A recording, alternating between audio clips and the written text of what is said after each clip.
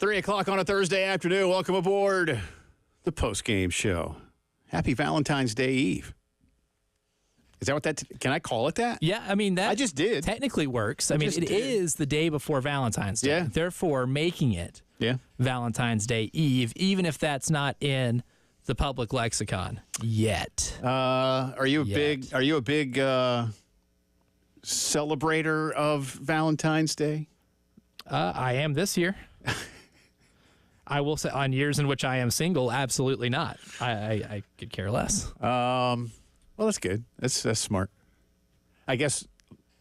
Now you have big plans, though. I do. Yes, we made sure to get big plans for us this year. So, which may or may not involve a concert at the Ryman, which I am pumped about. Yeah, you should be. That is a gem of a venue, my man. You should be. That's GEM. Yes, GEM. I've been in a lot of GYMs this winter. Sure. But I will be in a GEM of a venue. That place is awesome, man. And what only holds a couple thousand, maybe? Yep. It is a very intimate venue. It's like the Township. It's like, like so many cities that have. I love the Township. I haven't been to the Township yet. You need to go. The Township, and a few years back, it's been a little while now, but a few years back, they did a really nice renovation of the Township. Ovens Auditorium up in Charlotte is a great place. Asheville has the Thomas Wolfe Theater up there downtown. That's nice. Anyway, I love those little kind of places. There's not a concert hall. You can do other stuff, but no, you'll have fun. But we'll talk a little Valentine's Day and maybe do some of that tomorrow as well. Some Saturday Night Live. Really looking forward. The Saturday Night Live current cast and alumni have been making the rounds this week on the various talk shows.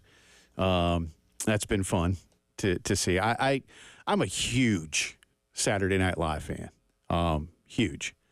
And soon enough here, we're going to New York, and I don't know if they have a show that week. What kind of tours you can take. I've never done the 30 Rock tour, so I don't know what that all entails. But I'd like to go do that. But I am really, really excited about the Saturday Night Live 50th anniversary show. I'm a big fan.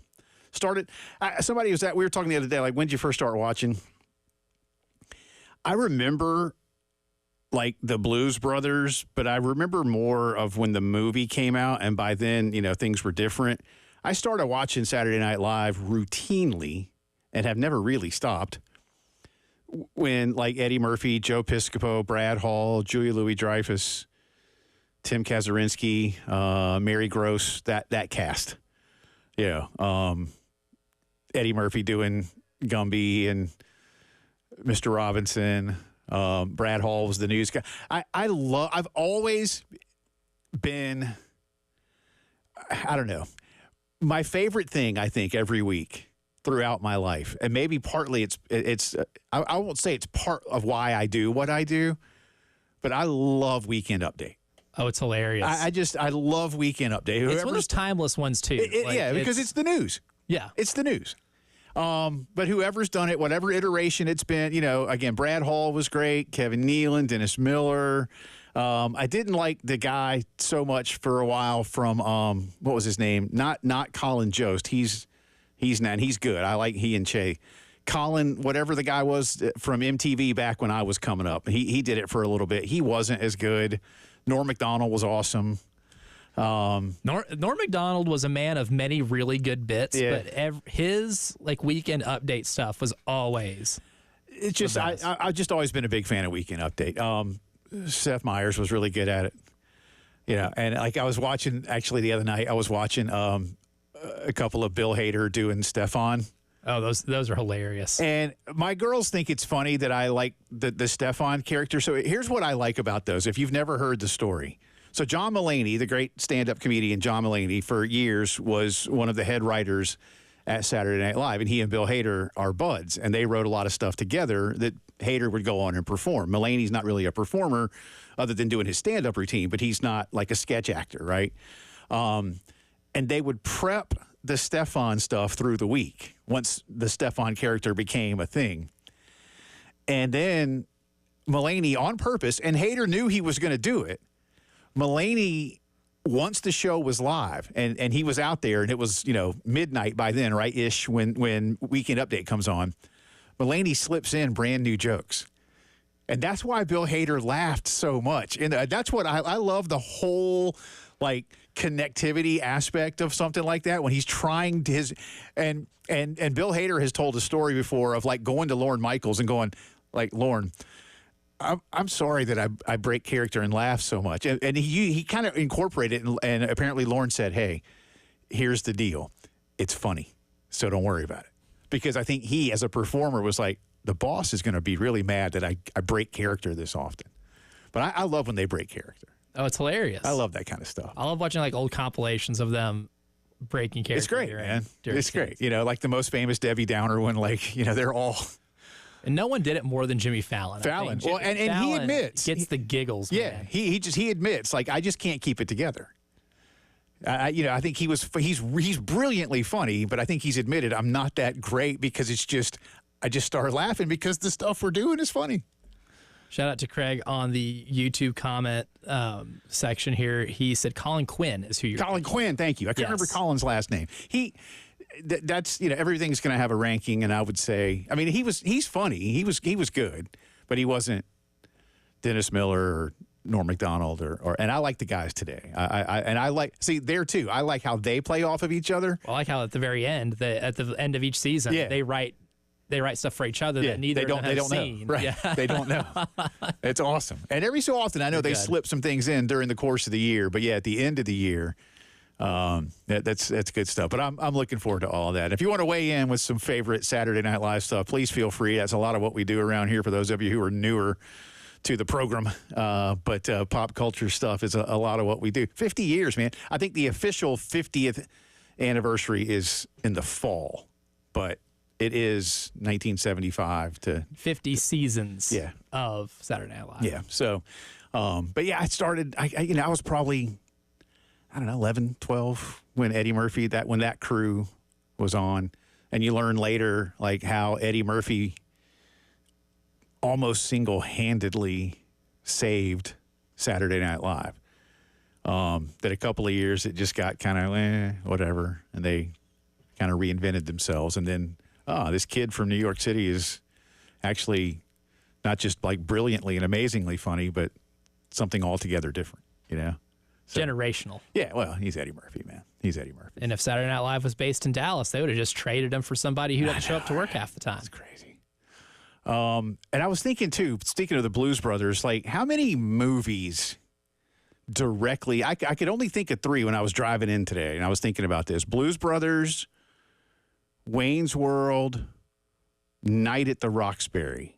I'm sure there's others that I'm just not thinking of, but those were the first 3 that came to mind, like that were direct, spins from sketches on Saturday Night Live, or at least characters in the case of the Blues Brothers. Not really a sketch. They did the music. That almost never happened, by the way. I heard that story this week on the music thing I was telling you about. Lorne Michaels didn't want them to do the Blues Brothers. And then they needed a minute or two on a show one night, and boom, there it was. So we do have sports to get to on today's program, I promise. We're following an interesting story nationally. I think it's already been at least mildly to moderately refuted, but some dude who covers football for the Big Ten, and like Dov Kleiman put this out there, and a couple others that are much bigger NFL guys. Dov Kleiman. Yeah. Aggregator account. Yeah. I don't even think he's a real person. I don't know. Got a lot of followers, at least. Somehow. Yeah. But there's whispers that the Pittsburgh Steelers are interested in Trevor Lawrence. And on the surface, that makes complete sense. Now, apparently, since then, this morning when that came out, I guess someone from both clubs has said, yeah, nah. And that's probably true. But the thing that I finally read that made it seem difficult, and that's why I hate I understand the salary cap, all right? But it makes my head hurt when I have to start hearing about, like, dead money hits and all this kind of stuff. I'm like, if you trade a guy, just trade his contract. Who gives a bleep? Why would the team that traded you still have a cap hit? You traded his contract. He's not there anymore. Like, I don't understand what good that does. That would be the whole point of trading the contract. I don't understand that. But apparently Jacksonville would still have some type of cap hit. It's like with the Jets news today, like officially releasing Aaron Rodgers, but they're going to designate it for like a June release, because if they did it outright now, it'd be a $49 million hit. This way they can do it, and it's like 25 this year and 24 next year or something. Or I don't know, something like that. I'm like, well, if he's not there, I don't get it. I get it if you're there, but so anyway. But it seems like maybe because of Trevor Lawrence's massive contract that there would be financial ramifications that would be that would negatively impact Jacksonville, even if they traded him. Why, I don't know. But if it were, and look, I think things like this do start because at least there's some level of truth. I mean, this isn't, as you and I were joking earlier this morning, this isn't some dude on a Steelers message board. You know, I was like, this isn't Steeler Mike 4581. And it's not or necessarily something. At Adam Schefter. On Something like that. I mean, it seems to have at least started in a somewhat legitimate way, but I could absolutely appreciate why the Pittsburgh Steelers might want to explore this and might be willing to give up some pretty significant draft capital to make it happen. I can't imagine Jacksonville wants either of your current quarterbacks, but and I know some Steeler fans have already said, "Oh, give Fields a chance and see what happens," and there's already a lot of whispers that Russ is going to go back to Vegas and go be with Pete Carroll again. I don't know. It would make sense. It does. But if you're Trevor Lawrence, and you and I were talking about this earlier, do you begin to kind of agitate for a move if there is any legitimacy to this? Do you have your agent start working the phone like, hey, do y'all want to talk about something? Because if I'm Trevor Lawrence, with all due respect to the 4 Jaguars fans that are listening right now, I'd get the heck out of Dodge, man. Because you're not going to be in a place where you're going to consistently have the opportunity. I just think this owner has proven to you that that's not going to happen. And now you are in a literal state of transition with your stadium for 3 years or something. You're going to be like Florida nomads football-wise, right? Mm-hmm. And you're at his age. What is he, 26 or so, 27 maybe? I don't know, somewhere in that ballpark. Yeah, right? I mean, so not even really in the prime of his career. Yeah, I mean, if there were any legitimacy to it, I would explore it, and I might say, get me out of here, and then begin to, and then Liam Cohen, buddy, good luck. You can start over. Now, he may want to work with Liam Cohen. I don't know. Imagine being Liam Cohen, taking the job because you see a lot of potential in that quarterback, and they trade him. Yeah. So, I mean, look, very, very, very unlikely, but intriguing nonetheless. All right, we got a lot to get to on today's program. Our good friend Langston Moore going to join us coming up in just a little while. In fact, on the other side of the break. Brad Muller will join us in about an hour. Carolina, Florida tonight as the Gamecocks look to start a new run in conference play. We'll do that for you, too. A few other NFL things to get to. Good news for Braves.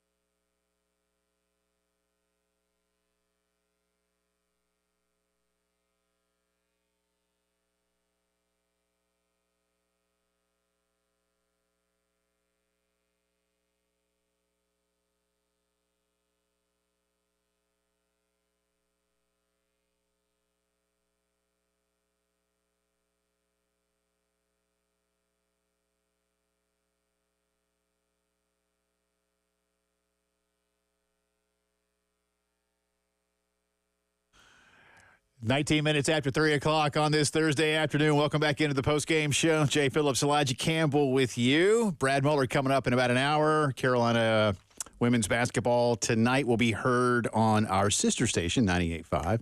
And here in Columbia on the game, Coach Lamont Paris at 6 o'clock for Carolina calls. Another rough night last night. Brutal. Some fans don't want to hear it. I credit to the kids, man.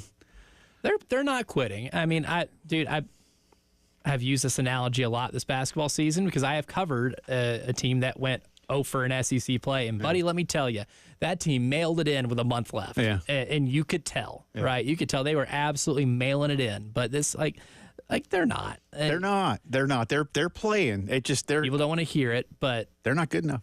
Yeah, just not. I hate. Very unfortunate for them. Yeah, I mean, I again call it like I see it, and we keep using the term. They don't have the horses to run the race. And if I can get permission, I will sage the arena myself. Yeah, I'll go in there and do whatever. If we have to sacrifice a chicken, we'll sacrifice a chicken. We'll do whatever we have to do to appease whatever higher power can let some of those shots go in late in games, or the other team to not have a player 5 inches from the ground throw up a bank shot. Let's see what our good friend Langston Moore thinks of how to break, and if not curses, just using something. What's when things weren't going well in Detroit one year for you guys? Did you bring in a shaman? Something to just try to get it going the right way. Sacrifice any animals. Well, first of all, the remedy to solve if Gamecock Nation really wants our basketball team to win a game, they'll do their best, and they'll go online right now to Athletes and Artists, and they'll order as many books as they can, because that's what's going to purge and get all of it. Nothing like retail therapy, Jay. That's true. To make sure we figure out a way to make sure these shots kind of fall in. The English is, you don't want to buy a book, the shot will rim out. You buy a book, somehow the shot goes in. I don't know how these things work, but I'm just telling you, put your credit card down inside the Athletes and Artists website and buy a whole bunch of books, give them away to some Clemson fans because we were just in the upstate. They need them up there. They do. But Detroit, I don't know, Jay. We had a lot of, let's say, team meetings at a lot of off-site establishments on 7 Mile, 8 Mile, Gratiot Road, a lot of places you probably shouldn't be after. The local libraries, yes. The local library, a lot of hardworking people in there. And it worked well for us, Jay, because you know my story. I went 0-16. The year before we went 0-16, we started the season off 6-2. And the plan was working. Those afternoon meetings at this establishment, tipping the people very well, doing all these things, Jay, to build team morale, didn't last us very long after that bye week when we went on to not only lose 16 straight games, but we lost the 8 games prior to that after that bye week. And so it probably is more like a, 6 plus 24. That's like a 24-game winning. So maybe I'm not the best guy to ask when it comes back to my off-the-field slump things to try to build team morale, because the one time we did it in Detroit, we were committed, Jay. We were committed to go there every day after practice, and we did that. We got the receipts to prove it. Some of our wives don't need to see these receipts, but the whole point is it didn't work for us. So I don't know, man. It's kind of a deal, but that's a tough job, and this is really where Lamont Paris and those guys the coaches are earning their money, because I mean, it's hard enough getting our own selves motivated, but getting a teenager, young person to be motivated when the chips are stacked against them, it's hard to really get them to get up for that, and they've been doing that. They have. I do give them credit. I applaud the fact that they play, I think, as hard as they can. I genuinely do believe that, but we'll see. Gamecocks go to Florida on Saturday night. That's not going to be an easy one. In the meantime, sir, your review of what happened. I know from a defensive perspective, you were probably like, dang, Philadelphia, didn't know you were going to come out and do that. But the fact that they never blitzed and yet seemed to be sending 14 people at Patrick Mahomes every snap, take us through what that feels like for a defender individually and the defense collectively. Defender individually, it feels probably like how Steph Curry feels like every night when he's playing. Like the rim just seems really, really big, really, really open shot. There's nothing everything is working. And once you saw Sweat and everybody, like when all four are rushing like that and we have to dictate and go after Jalen Carter or Montez Sweat figures out a way to get things going on, it just opens it up the credits for everybody else. And then on top of that, it's kind of like the feeding frenzy mentality, like, oh man, I see you over there working this guy with this move, let me use my move. And then it just the dam breaks. And that's pretty much what we saw with Patrick Mahomes, like where it was incomplete, sack, or sack, interception. Like there was a couple series where I never thought I would see those things lined up in the stat sheet next to a guy like Patrick Mahomes' name. But that's a testament to that Philadelphia team. They had a vision. They built that team. I thought the caveat, the one little interesting thing that you couldn't really put your thumb on would be the play of Patrick Mahomes with the vision and the game planning of Andy Reid. And for whatever reason, that just went out the window. They seem to be hitting the RPOs, but I probably should be giving more credit to the Eagles defense for taking away those RPOs and giving them those, not having to run looks and those different things, because it hit the first couple plays in the first series, but then from there, it just disappeared. And then from there, we saw Patrick Mahomes do what we haven't seen him do, which is flinch. And so I thought all of those things, yeah, I told you the Eagles were better in the trenches and they had all these different players, but I just thought Patty Mahomes would be the difference. And the difference was, in the words of the old South Carolina State Hall of Fame defensive end, you go upside anybody's head, they gonna flinch. And Patrick Mahomes and that whole entire team, they got their head, they got their head going up against, and they flinched. And they flinched bad. Yeah. Real bad. And one guy who didn't flinch throughout the entirety of the game was also, the MVP, Jalen Hurts. And you got to feel good for a guy like that, man, who's really had one of the more non-linear paths to success in college, given, what happened to him at Alabama, a redemption tour at Oklahoma, losing the Super Bowl, and then having the year they had last year, and now, dominating the season and then becoming Super Bowl MVP. How much do you think that game on Sunday legitimized the career of Jalen Hurts? I hope it legitimized him because, just saying all of that, take this away. Even just the last Super Bowl that he played pretty well in and they lost, no fault of his own, but, it felt like he's a winner, man. He's a winner across the board. And like I said, there's not too many people who can manage the craziness of an Alabama locker room, the Alabama and the height of Nick Saban national championship. You can imagine what that looks like, good, bad, indifferent. It kind of brings a little fear to my heart. I don't know if I'm built for that anymore. The Oklahoma locker room, and then, having and going up to the Philadelphia Eagles, where it's not like they didn't have, they put a bunch of pieces around it. They had a bunch of stuff in there, and Jalen would have to come in there and kind of acquiesce to what he does to make sure that they can manage this team. And I think he is the perfect person, and I'm glad all of these things worked out well for him. Even though he gets a little corny sometimes, he does, he's a coach's son, so there's a little bit of that in there. But he is the perfect guy to manage a team like this with all these personalities, understanding the gravitas, because nothing's wasted. All the stuff that happened to him in Alabama, the transferring, you would think there were ample times for him to get off on the route to this, wherever he was at, winning the Super Bowl MVP last week. But he continued to keep going, corny sayings and all. Everybody kind of, Devontae Smith looking at him crazy because he's not getting the ball, and the A.J. Brown doing the same thing. But still, him understanding and being like, man, I came up under Nick Saban. My daddy, I survived this. Not only have I survived, I thrived in this. So I just really excited for a guy like that, and it feels like, he's not in the top tier Joe Burrow type quarterback, but it feels like he's submitted himself and put himself somewhere above like a Russell Wilson back in the Seattle Seahawks kind of dynasty days. And it feels like he's going to take this to a whole nother level without all the corniness and the let's ride that you really love and have on a T-shirt and a hat somewhere, Jay, as a Broncos fan. That was so bad, man. It was, in hindsight, it was so bad, man, but yes. It was good at the time.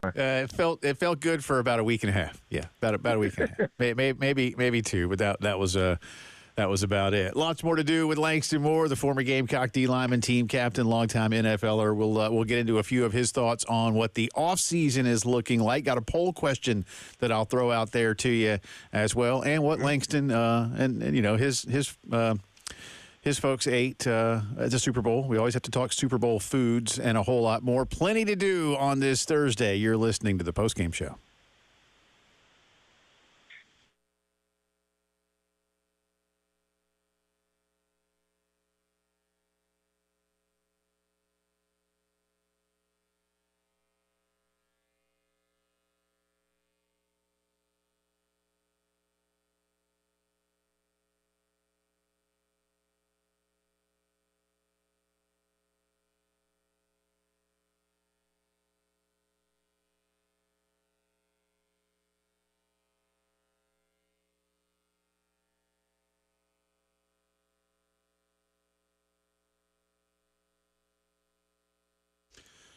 Integrated Media is the Midlands leader in home theater installation, service, just greatness. That's pretty much what I would say. I have said many, many times, I love the entire home theater system we have at our house. It allows me to do so many things. And if I want to be in one place watching something, the kids want to be somewhere else, my wife wants to do something else, we can do that. Or if everybody wants to watch the same thing and listen to the same thing, we can do that too. Mix it, match it, whatever. And do it outside as well. And if you want to do those things at your house, call Integrated Media. Even check this out. You could like have everything turned off, right? You're at the office, you're leaving.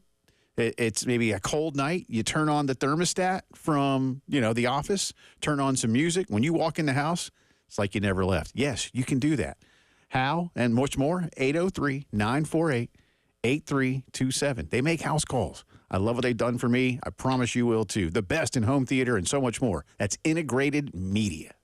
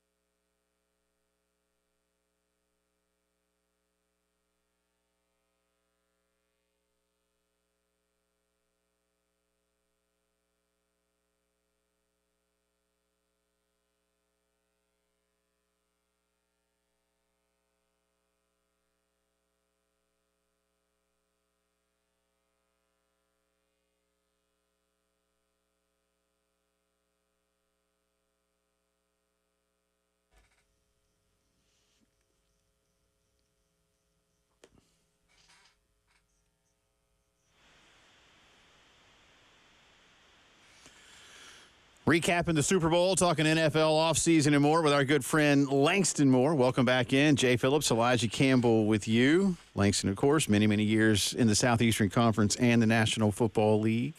And where are y'all coming from today? You got Coach P with you? Y'all doing a little upstate today, huh?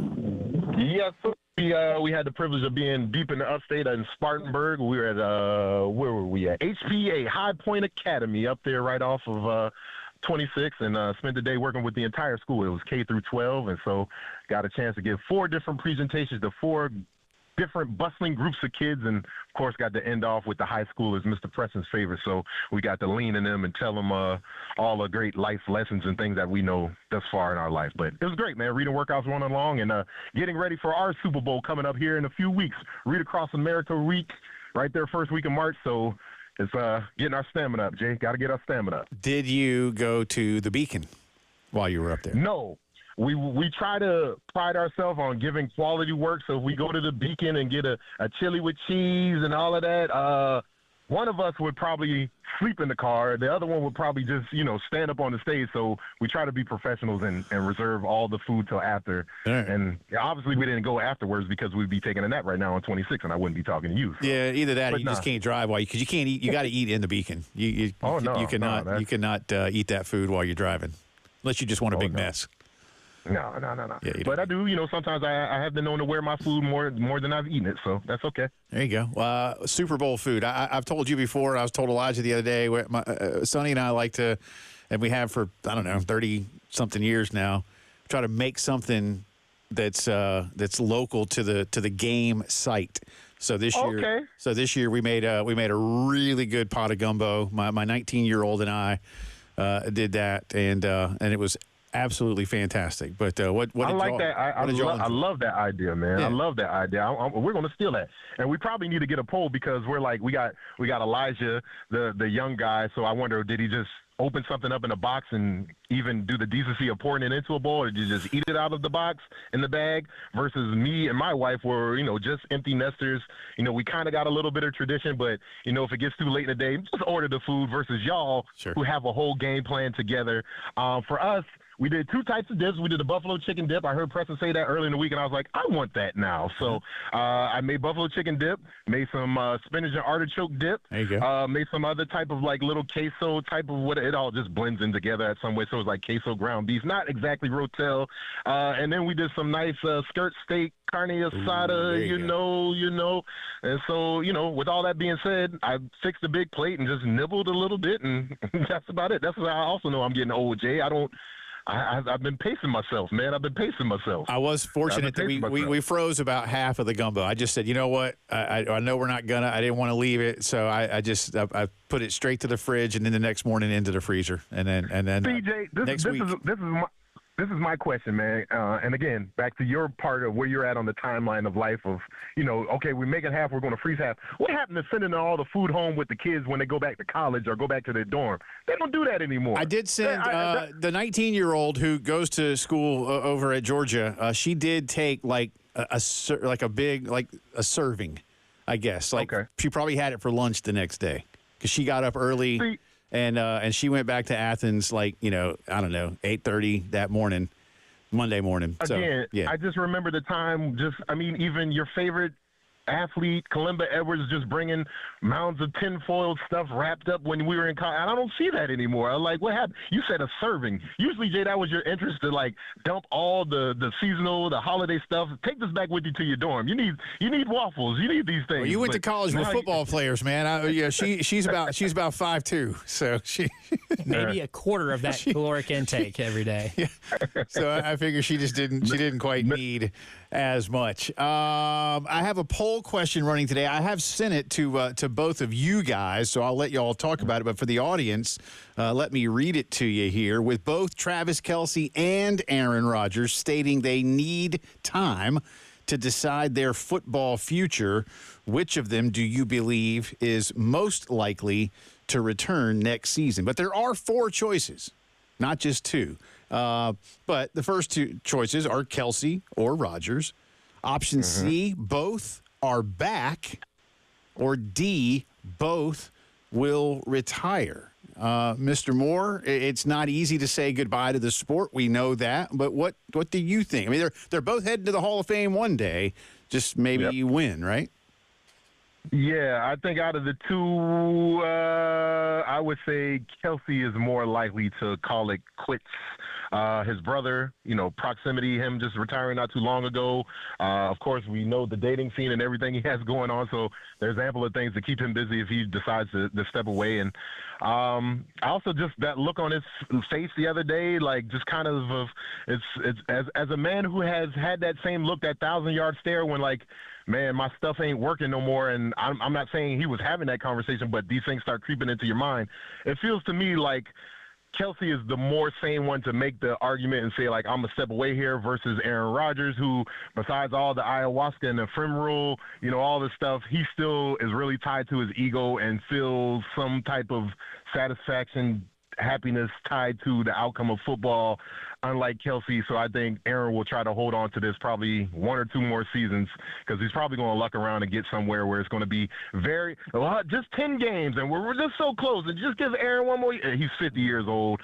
Give it up. It's over. It's called the NFL, the not for long league, for a reason, man. If you've gone this far, congratulations. Langston, all this means is that he will now completely fulfill the Brett Favre character arc, and he will play for the Minnesota Vikings, and he will throw an interception to the New Orleans Saints in the NFC Championship game, and that's how his career will end, right? That's the only way this can end. I'm not saying it's how I think it will end or how it should end, but this just feels like the natural order of things at this point in time. It should be how things get.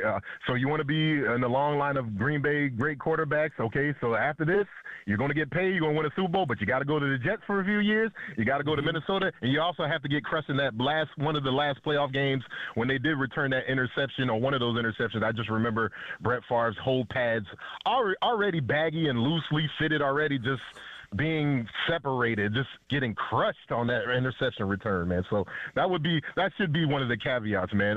Jordan Love, get ready for your next mission as you just hurry up, win the Super Bowl so we can hurry up, send you to the Jets and send you to the Minnesota after to complete your career. All right, I have a question for you. It's a thought exercise that Elijah and I have been talking about, but we haven't gotten to it, so I said I was going to do it with you, and it's apropos for you as well. I believe the Cincinnati Bengals will be back in the playoffs next season. That means that somebody else that made the playoffs this year it will not be there. That's just how the math works. I'm not good at math, but I know that much. My choices, all right, I'm going to give you 4. Denver, the Chargers, the Steelers, other. AFC only, obviously, but which of the, because I think the division winners from this year win their division again next year. The first 2 names that came to mind, Jay, were the Texans and Denver. And so we know it kind of came down close to Denver, somebody losing, somebody's mom blowing out a birthday candle. Well, it was the Chiefs deciding to send their C team to Denver to play a game. That's what it was, for real. That's what it was. That's what it was. Carson Wentz and somebody else decided to try to be quarterback, whoever was playing quarterback that week for the Chiefs. It probably might be one of those. But, again, thinking about the AFC South, like, is the Jacksonville Jags going to come out of somewhere? Well, one of those teams has to make it. I mean, that's just it. One of those teams will make it. So that's why, I can kind of poo-poo on the Texans, but it might be your Denver team, Jay, just because, again, the AFC West is so packed, and again, so many teams, and same problem with the AFC North. Baltimore, the Bengals, and then obviously the Steelers there. I mean, always figuring out different ways. They're not going to have a losing record, the Steelers. So I think maybe the odd team out in this scenario is either going to be Denver or the Texans. Yeah, which means probably Jacksonville or somebody else will be up there. Well, yeah, it means Jacksonville wins that division. Yeah, that wouldn't surprise me, but in terms of the space allowed. Yeah, I think it's probably Denver or the Chargers. I'm with you, and I hate saying it, but if they don't, enough defenses. You know this as well as I do, man. Enough defenses will figure Bo Nix out. Whereas I think Jim Harbaugh takes another step next year. Yeah, and again, like, as much as they want to kind of be vanilla, and it seems like they slow down a lot of low-scoring games. And, again, Justin Herbert has a lot of big arm capability, but whatever. Feels like there's more growth for him. And as long as they just don't get tired and start tuning out Jim Harbaugh, I feel like they can a lot more essential for the Chargers out there, a lot more room to growth, even in a super competitive conference. All right, a little bit more to do with Langston on the other side of the break. You're listening to the Thursday Postgame Show.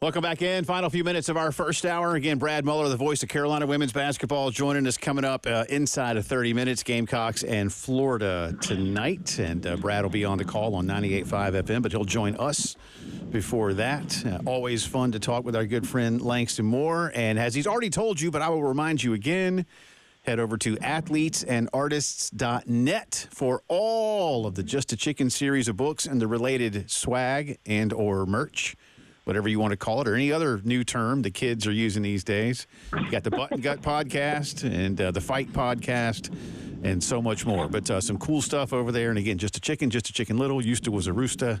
And you can also find out, just like today, you can find out how to get Langston and our own Coach P. Preston Thorne into a school or other speaking engagement near you. Did I leave anything out? No, sir. We'll make sure we you've been getting the checks in the mail, right? No. Hey, listen, I've told you. I'm gonna make sure Preston pays you, man. I think he works where you work at. Tell Preston to leave me $1. But if Preston leaves $1 where I sit, Bill Gunner will take it first.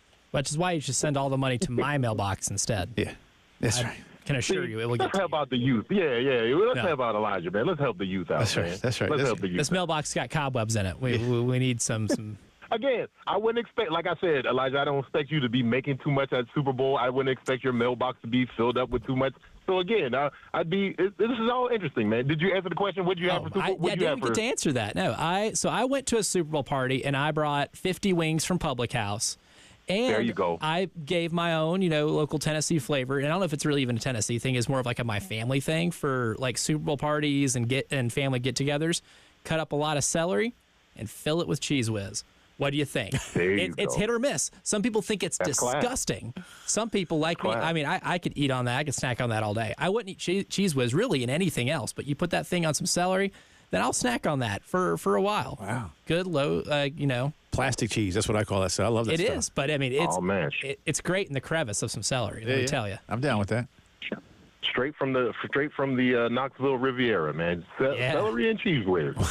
Buddy. 50 wings. Did you get just buffalo or? So I did buffalo, lemon pepper, and garlic parmesan. Okay. Which I think is the holy trinity. You sound like a good person, being aware and courteous of everybody else. I would have bought 50 wings, but all the flavors that Langston Moore wanted. Right. Even though I'm bringing this for a group.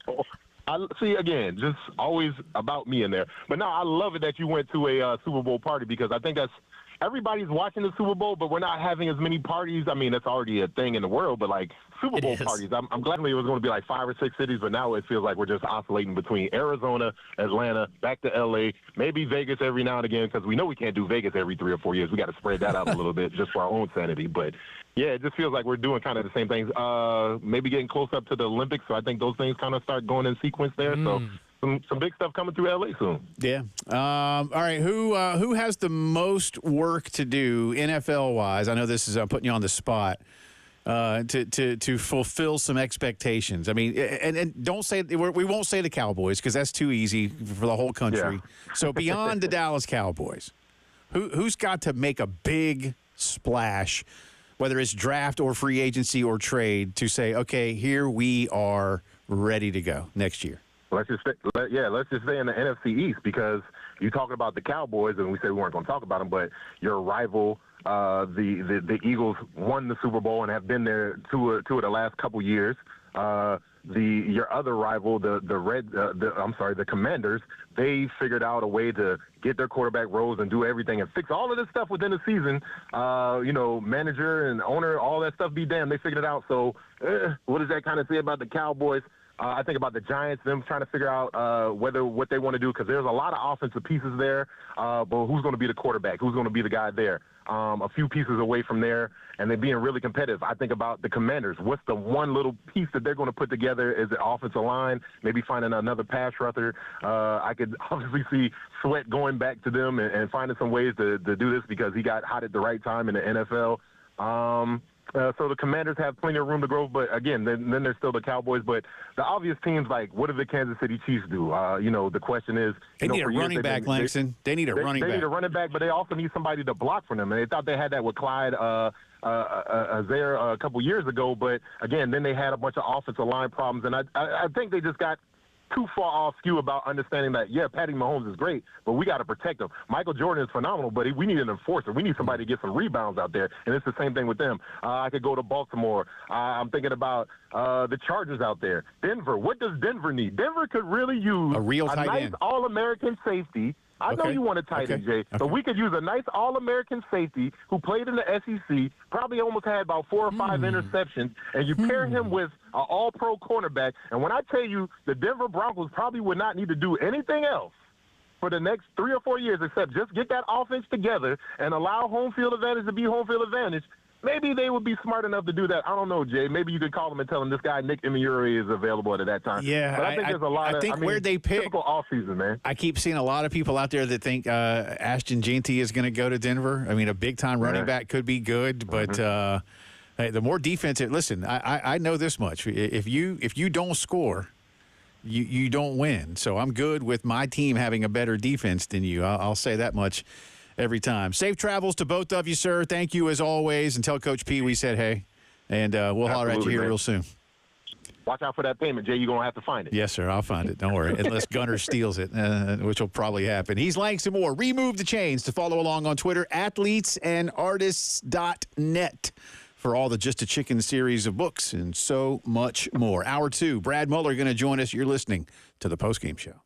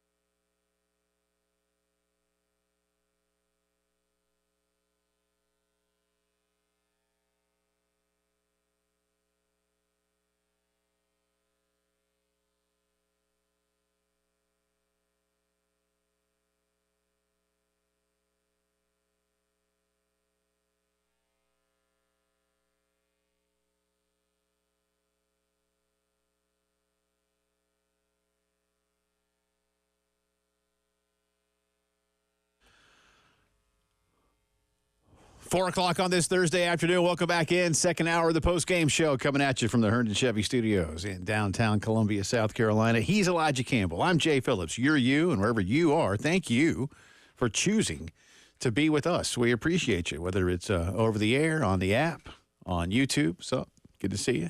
Sup? Yeah. Appreciate you being with us. Thanks, as always, to our good friend Langston Moore. He and Coach P returning from some upstate school visits today. No stop at the Beacon in Spartanburg, though. Not today.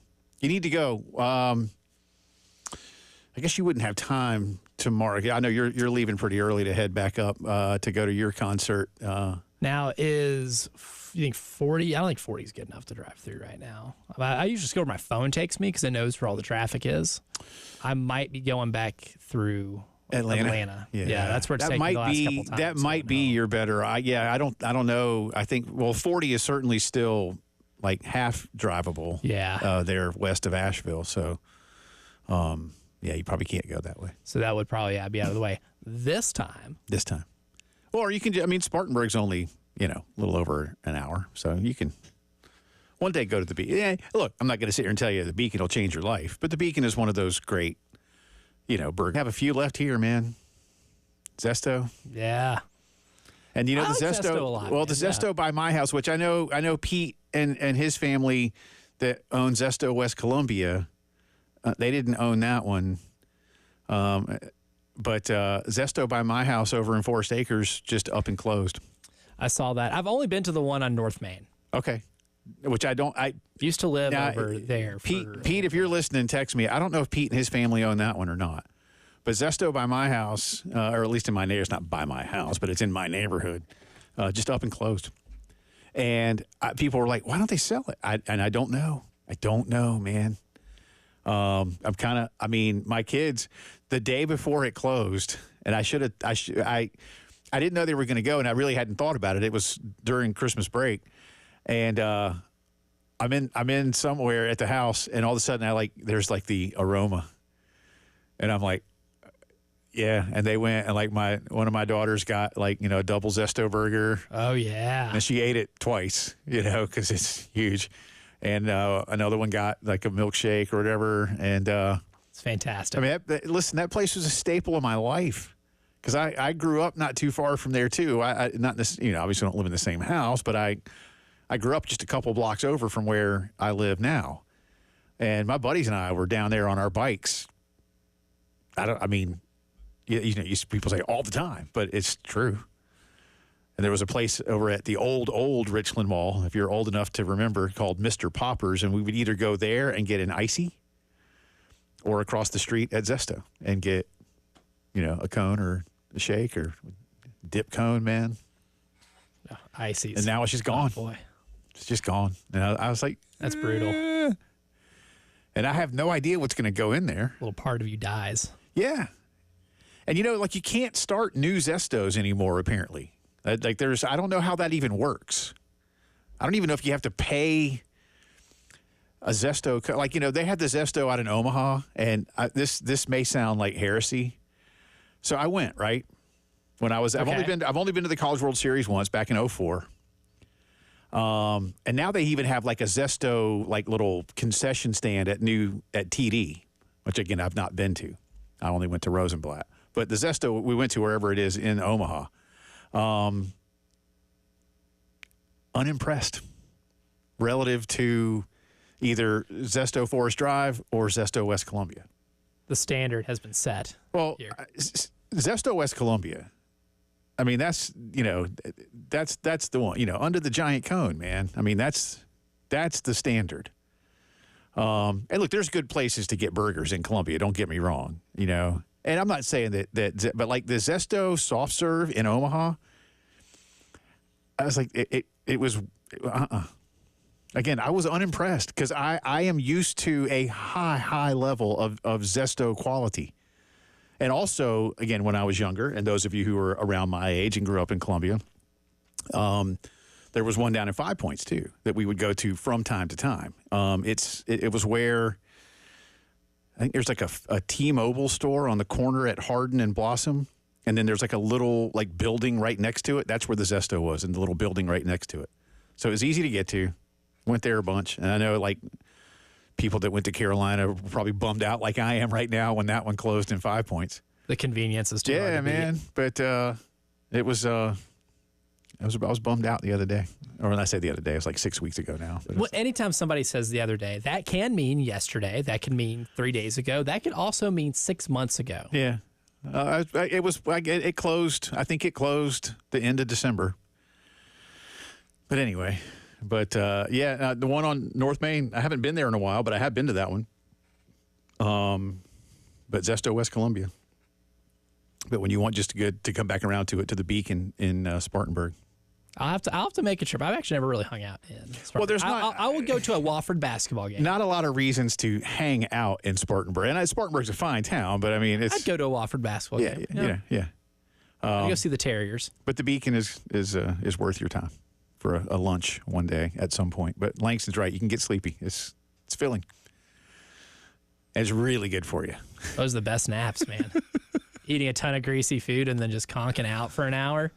All right, let's see our poll question today. With both Travis Kelce and Aaron Rodgers stating they need time to decide their football future, which of them do you believe is most likely to return next season?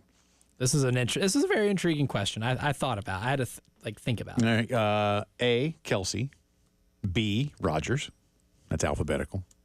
C, both are back. D, both will retire. Let me hit refresh here. And pretty even vote right now. Out front, most likely to return, Travis Kelce at 32.1%. Next is both will retire at 25%. Rodgers returning 23.2%. Both are back 19.6%. Did you vote?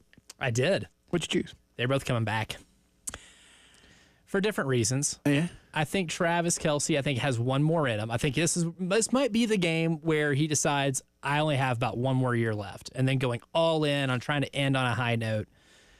Even though, I agree with Langston. He did kind of have that 1,000-yard stare at the end of the game. And there was one play during the game where he just quit on the play. Yeah. Straight up, where Patrick Mahomes is scrambling. He kind of pouts because he didn't get found in the soft spot of the defense. And he kind of throws his hands up for a second and then stands there while Patrick Mahomes is scrambling. Not blocking, not doing anything. At that point, they're down 27-0. Yeah. But it had some Cam Newton not diving on the football type feel to it. So there was a mild form of quitting there, but I think he might want to give it one more year because, when we talked this morning, you said he had, 97 catches? 97 catches in 16 games. He didn't play in that final game in Denver where, again, they primarily sent the B team. Xavier Worthy was next on the team. I think it was 57, and he did play in all 17. Nuke Hopkins had 40 catches in 10 games. Doing the math, though, if you take a four catch per game average and give him 7 more, then he's up to just under 70 catches. So far and away, still the number one target for Patrick Mahomes. Yeah, and 97 catches is for a tight end. That's a solid season. Do they need more receiver help? Certainly. I still again they couldn't run. We talked about it earlier in the week. Defensively, they were great. And Mahomes found those ways in the fourth quarter to either come back or to just hold on to the lead. They were not blowing anybody out. There's no doubt about that. But, again, of the guys that had more than 50 carries, Patrick Mahomes, and I think there were 3 of them, Patrick Mahomes was the only one that averaged over 5 yards a carry, which you don't want for him. No. And the other 2 running backs averaged less than 4 yards a carry. So that's not good. And they and yet look how good they are. But Philadelphia just, again, punched them in the mouth early and often, and they didn't get back up, man. They just didn't get back up. And again, it was a 1-point spread. It was basically a pick'em. Yeah. This isn't, oh my God, what an upset. This is not the undefeated Patriots getting beat by the Giants. It's not. No. And then as it pertains to Aaron Rodgers, I do feel like his vanity will make him go until every team in the NFL tells him no. if Rodgers does indeed come back, and I'm leaning that I'm kind of like you. I kind of think both of them do. If for no other reason, and this is the American way, they can both still earn a lot of money. Yep. They're not coming back for the veteran minimum. No, absolutely not. They're coming back for an 8-figure deal, both of them. And why wouldn't you if you can? I mean, if you can make 8-figure money. Especially if there's a market for you. And, I know you made the point of there's not going to be a lot of teams that just want a quarterback for a year. But you look at the teams that could probably use a gap year quarterback where if you're not enamored with Cam Ward or Shedeur Sanders, why waste a second on Jackson Dart or Quinn Ewers, right? So a team like the Las Vegas Raiders, a team maybe even the Tennessee Titans, maybe if they're like, oh, I can get this guy for a year, there's somebody we want next year, not too crazy about Sanders or Ward, even though I think the Titans are enamored with both of those quarterbacks. I was kind of thinking to stay with the Titans a little bit, but in that division, I was thinking the Colts. Like, can you get Richardson? He's so young. And again, we talk about development all the time. And again, I'm not going to bang that drum right now, but he's still so young. I think he's only 22. Yeah. Yeah, I mean, maybe – and look, again, Rodgers did this with Jordan Love earlier. Hey, I'm not here to teach him how to do it. No, we know that, bro. You're not here to teach him. But he can just watch you and sit in film sessions with you and learn from you. That might be a really good thing for Richardson. He's not going to be the same kind of quarterback. That's fine. But in terms of daily preparation for yourself, the opponent, how to watch film, what to look for on film, how to get along with your teammates, and I don't mean like from a friendly, but like figuring out who does what and how to work with somebody. Them. Yeah, I mean, those are good things. And look, Aaron Rodgers is amongst the very best to ever do it. Yeah. We can think, how weird he is, and he might be to some people. But, again, he and Kelsey both are shoe-in first ballot Hall of Famers, so why not? To that point, you make a good one.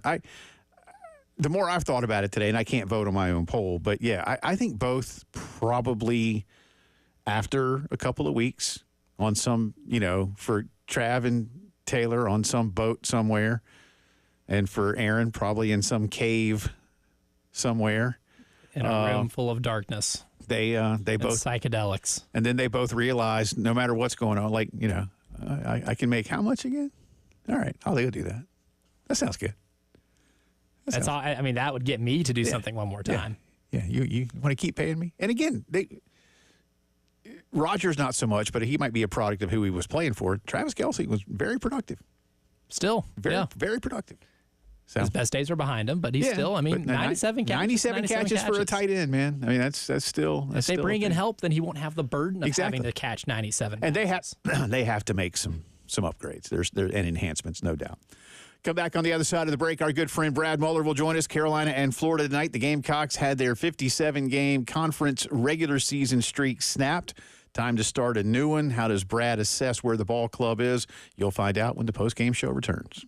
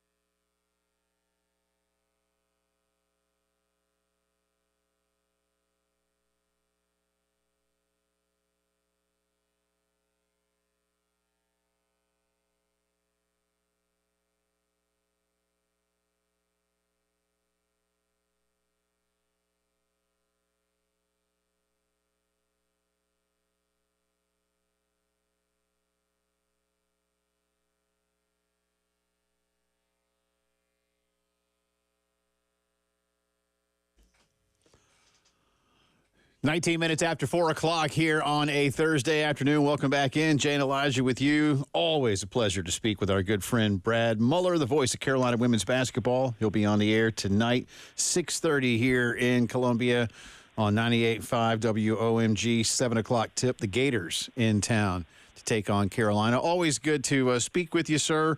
Sunday was hard, I know. Top 5 matchup on the road. And, believe it or not, Brad, I know you know this, but it's sports. And sometimes you get beat, but it's so rare. How did the team absorb that one on Sunday? It felt like a quiet flight home, but I think they'll be fine. I mean, this team has always been pretty good about turning the page one way or the other. They haven't had to, deal with this very often. Obviously, the last time was earlier this year against a really good UCLA team. That was a little bit different because you kind of got your doors blown off, in the UCLA game. Here, you had a good comeback, just didn't shoot the ball well and couldn't get it over the hump. Top 5 team on the road, sometimes that happens. So I didn't sense there was any sense of panic or anything like that. It's on to the next one, and fortunately they still have cliche all their goals in front of them. They control their own their own destiny and all that kind of stuff. So certainly not time to panic. You think about a 57-game win streak in the SEC. Now you can for people like us or myself, you can look back at it and you can think about all the games that you did win and like all the good teams that you did beat and the places you had to go to do it, and it's pretty remarkable. I don't know if you'll see another streak like that, anytime soon in this conference, the way the league is right now. Yeah, there's certainly no reason to press any type of panic button because this is still, if you look at all the resume stuff, the net rankings, everything, this is still the team with the best resume and the best team in America. But I think one thing that was really interesting in that Texas game that I would like to pick your brain about was, in that fourth quarter, South Carolina against Texas. Texas kind of goes a little smaller, so keeping the center in there, but maybe four guards or forwards, and no Chloe Kitts, no Joyce Edwards in that fourth quarter at all. And I thought that was a pretty interesting lineup that Dawn had out there for that final quarter. You've gotten to talk to her since then. What was kind of the sense that you've gotten that made her feel really good about going with the particular lineup she did down the stretch against a Texas team that did kind of throw a curveball at them as well? I think it had a little bit to do with matchups and who you wanted defending other people. I think some of the other folks that weren't in there were having trouble on the defensive end. Obviously, you want to score, but you got to stop them from scoring as well. And I think the feeling was your best chance to do that was to keep Bree Hall in there guarding the forward, Madison Booker, because she did a good job on her. Even though Booker had 20 points, it was not an efficient 20 points. She shot, probably under 30% again. So I felt like it was the right move because you weren't getting what you needed defensively with some of the other lineups, and so you felt like your guards could move a little bit quicker and move better, even with their smaller forward, Booker. It was their big post player that obviously did damage in the fourth quarter, the 6'6" Oldacre coming off the bench. And, she was good. And that. Yeah, no, she was good, and that's teams like Texas and UCLA that not only have that size but have that depth of size in the post is going to obviously be a problem for South Carolina because this is the first time in 10 years that they haven't had the All-American post player. You go back to Elena Coates, Asia Wilson, they overlapped some. Then you had Aaliyah, and then you had Camilla, and they overlapped a little bit too. And you've got some good post players, but you don't have an All-American yet in the post, and you don't have that rim protection on the drives to the basket because the posts that play a lot for South Carolina are a little bit smaller than we've had in years past. They're not 6'5", they're more 6'3"-ish, being generous. So you don't have the rim protection of a Camila Cardoso to help out on the defense with that dribble penetration, and obviously you don't have Ashlyn Watkins either with her great shot blocking ability to help out either. So that's kind of two things you're missing from last year. Watkins with the injury and Camilla graduating. So it's just different. You just don't have what you had in the past to counteract somebody that has a good 6'6". Some people have a 6'6" girl that can't catch a cold. Well, Texas has a good one, and it worked out for them. But I look at it this way: the Gamecocks shot it very badly. but still had a chance in the final seconds. You had to foul. They ended up making kudos to them. They made their free throws and made it a 4-point game, and that was it. You didn't play well. Texas had something to do with that, but you still had a chance on the road in a great but hostile environment, and you just lost. But it's again, I don't think it's time to panic because they know they did beat them earlier in the year, so I don't think there's any doom and gloom of they can't beat Texas. Sure they can. They just didn't that day. Brad Muller with us, Carolina, Florida tonight over at CLA. Again, 6:30 airtime on 98.5 FM, 7 o'clock tip. But a lot of you will certainly be inside the arena. Kind of staying with that last answer, and you mentioned Ashland. Elijah and I talked about this the other day. Texas grabbed a pretty good number of offensive rebounds. Not a tremendous number higher than South Carolina, but I felt like maybe Vic Schaefer said, hey, that Gamecock defense is going to force you into some bad shots. Be ready for it. And about half of them, Brad, felt like they got really good putbacks. How much of a difference was that? What did Dawn say about some of those things? And is that a spot, I'm throwing a lot at you, where they are still missing someone like Ashland? Yeah, certainly. Because I always say Ashland's that unicorn that can do a little bit of everything. She can block shots, she can fly, she can rebound, and defensively she can guard anyone on the floor. She can guard a guard if you need her to guard a guard because she's so athletic, and she can guard a big post because she's so athletic and big as well.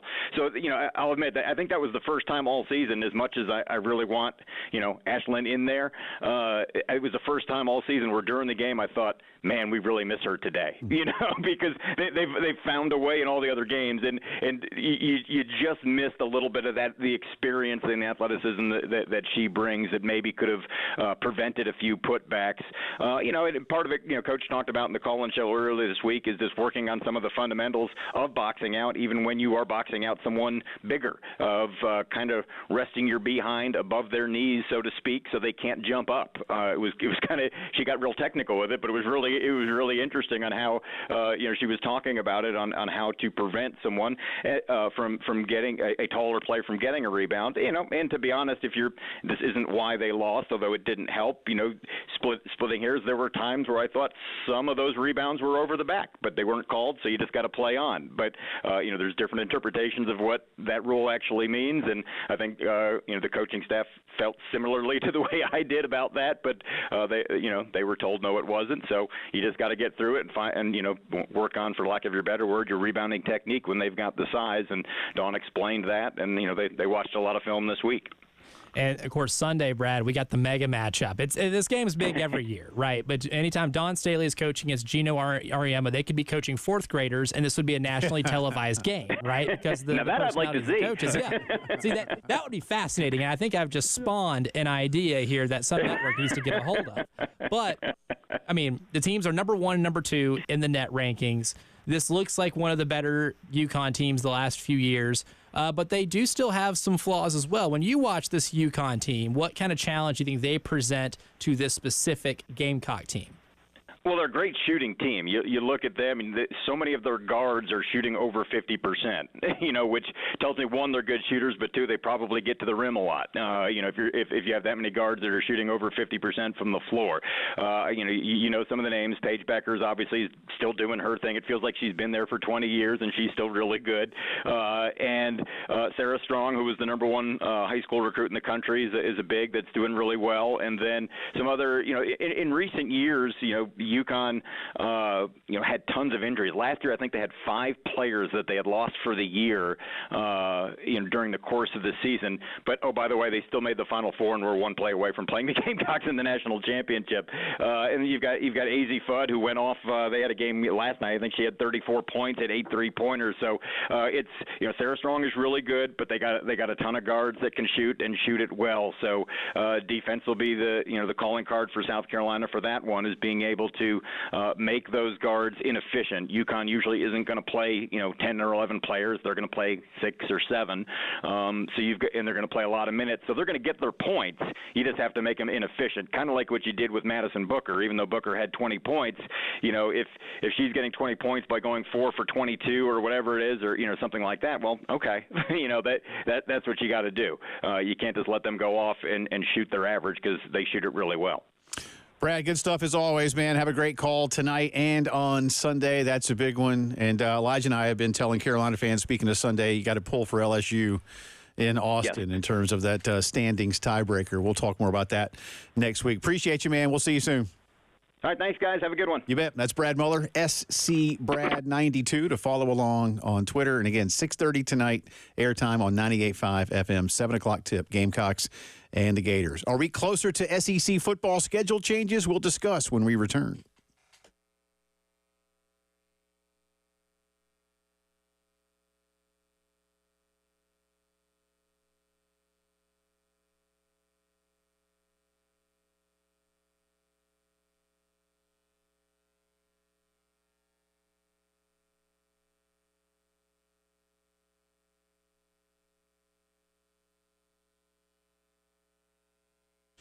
Palmetto Citizens Federal Credit Union, ready to help you save money when you save money. You heard me right. They've got rewards for saving money. You can learn a lot more about their programs at palmettocitizens.org, or you just saving money by using them for all of your banking needs. You see, they are a not-for-profit federal credit union, so they return earnings to members in the form of lower rates and fewer fees. Lower rates for your credit cards for borrowing money, fewer fees for keeping money with them. It is that simple, I promise you. My wife and I are customers, so I know what I'm talking about here. 14 convenient Midlands locations all across the Midlands of South Carolina, and that's the only place they're in, all right? They are here in the community to help the residents of the Midlands of South Carolina. And again, you can go online to palmettocitizens.org and learn more.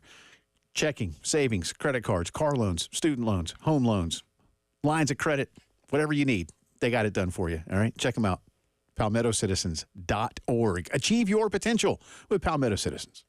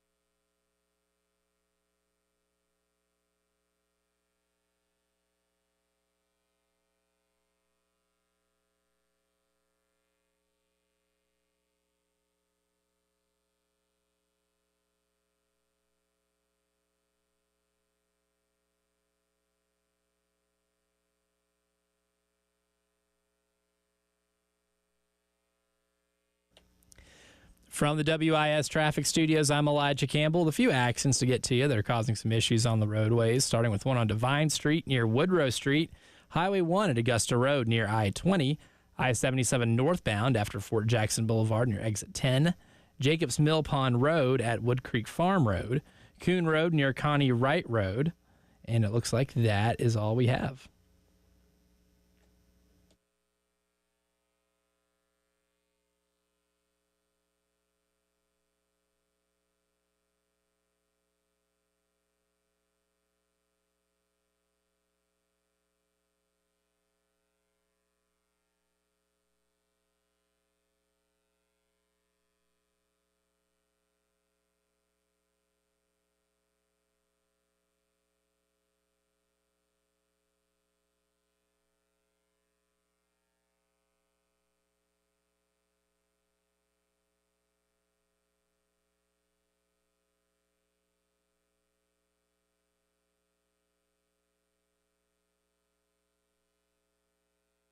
Time to talk a little SEC football. Why not?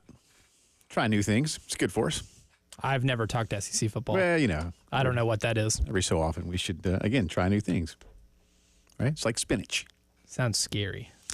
Our buddy Seth Emerson has a mailbag that came out today at theathletic.com. And he talked about a number of things in here. But one of the questions, I'll read it here from a guy named Bo. Hi, Bo. If that is his real name. Is it Bo Nix? It's not. Bo Jackson. It says Bo H. Oh. Don't think I know. Although I do know somebody in the West might actually have been a better team than the East. And quite honestly, early on in the process, Tennessee and Florida were the two best teams. And one of them didn't make it every year. So, I mean, I like this better. But here's something else. He says, when SEC athletic directors meet next week in New Orleans and then meet with their Big Ten counterparts, there may be a lot of out of the box thinking. I've heard several of those ideas, but going back to divisions, Seth writes, has not been one of them. This past season saw great games, a variety of matchups. And he said also, too, Elijah, you and I have discussed this before, and we've even done some quick math on it. Championship game isn't going anywhere. Nope. Makes too much money. Yeah, it is a huge moneymaker. CBS liked paying for it. Disney likes paying for it. The tickets are expensive. I think they gross in Atlanta like over $20 million just in Atlanta for that game. I mean, it's worth a lot of money, and it still matters. And that's just like on the ground in Atlanta, they make more than $20 million. So it's not going anywhere. But one of the things that he discusses in here is what the future might look like when it comes to scheduling. And then it gets into a little bit of a gray area. He says the SEC, if the SEC gets into a scheduling agreement with the Big Ten, then we might have a better idea of what the Southeastern Conference's scheduling format looks like. He says this almost certainly will be a discussion point in New Orleans, although I'm not sure there will be anything definitive on a scheduling agreement coming from next week. But it wouldn't be surprising, he writes, if we get something on the SEC format. Nothing is set for 26, so the conference needs to resolve that. My sense has been it will do another 2-year, 8-game format, continuing to punt until it gets more money from ESPN. But, he writes, if things with the Big Ten move quickly enough, who knows, maybe the 9-game schedule will come sooner than we thought. Or, he says, maybe the Big Ten contracts to an 8-game schedule. I don't see that. I think it's more likely that the Southeastern Conference goes to 9 and they do this. I am so for 9 for each and a scheduling agreement. You want me to start banging on a new drum instead of my NFL developmental league or anything else, man? I might. That might be the one you could get me to start banging on a little bit harder than that one. I don't think we get that information this month with these conference meetings. But I'd like to know, Elijah, what Big Ten folk say to SEC folk. I don't think they'll scold them and point their finger at them and say, you guys better add a 9th game. But what do they think? Because the SEC mandates that 9th game, if you will, for a Power 5 team. But South Carolina played Clemson. Texas played, where'd they go? It was to Michigan. Michigan. Alabama went to Wisconsin. But Missouri played Boston College. And Mississippi played Wake Forest. There's a wide disparity there. Not all equal there in terms of opponents. I'd be all for 9 conference games, a Big Ten game, and yes, Carolina fans playing Clemson as well, which leaves you 1 game to schedule for Akron or Old Dominion or whomever. And again, I don't want them to be FCS games anymore, but I bang on that drum a lot too. There's a lot of drums. I have a lot of drums, man. I'm like the Asheville Friday night drum circle down there in the park downtown. I hope we get there. I hope we get to 9. I'd love to know what those conversations are. I hope we get some intel as to what these discussions are like between these conference leaders this month. Well, if the NCAA had any governing power, it'd be great for them to mandate you have to play a certain percentage of your conference. I would love that. I mean, as of now, like, we have 16 teams in the SEC. So let's say South Carolina has 15 conference mates, right? And you only play 8. So you play a little more than half of your league. Of the available league. To have a true champion, you should probably play at least, 75%? Yeah. 70, 75, whatever you can do to get closer to that number. And you can't do that. And you can't do that. I mean, I would love. I wish you could. Listen, I'd be all for 10.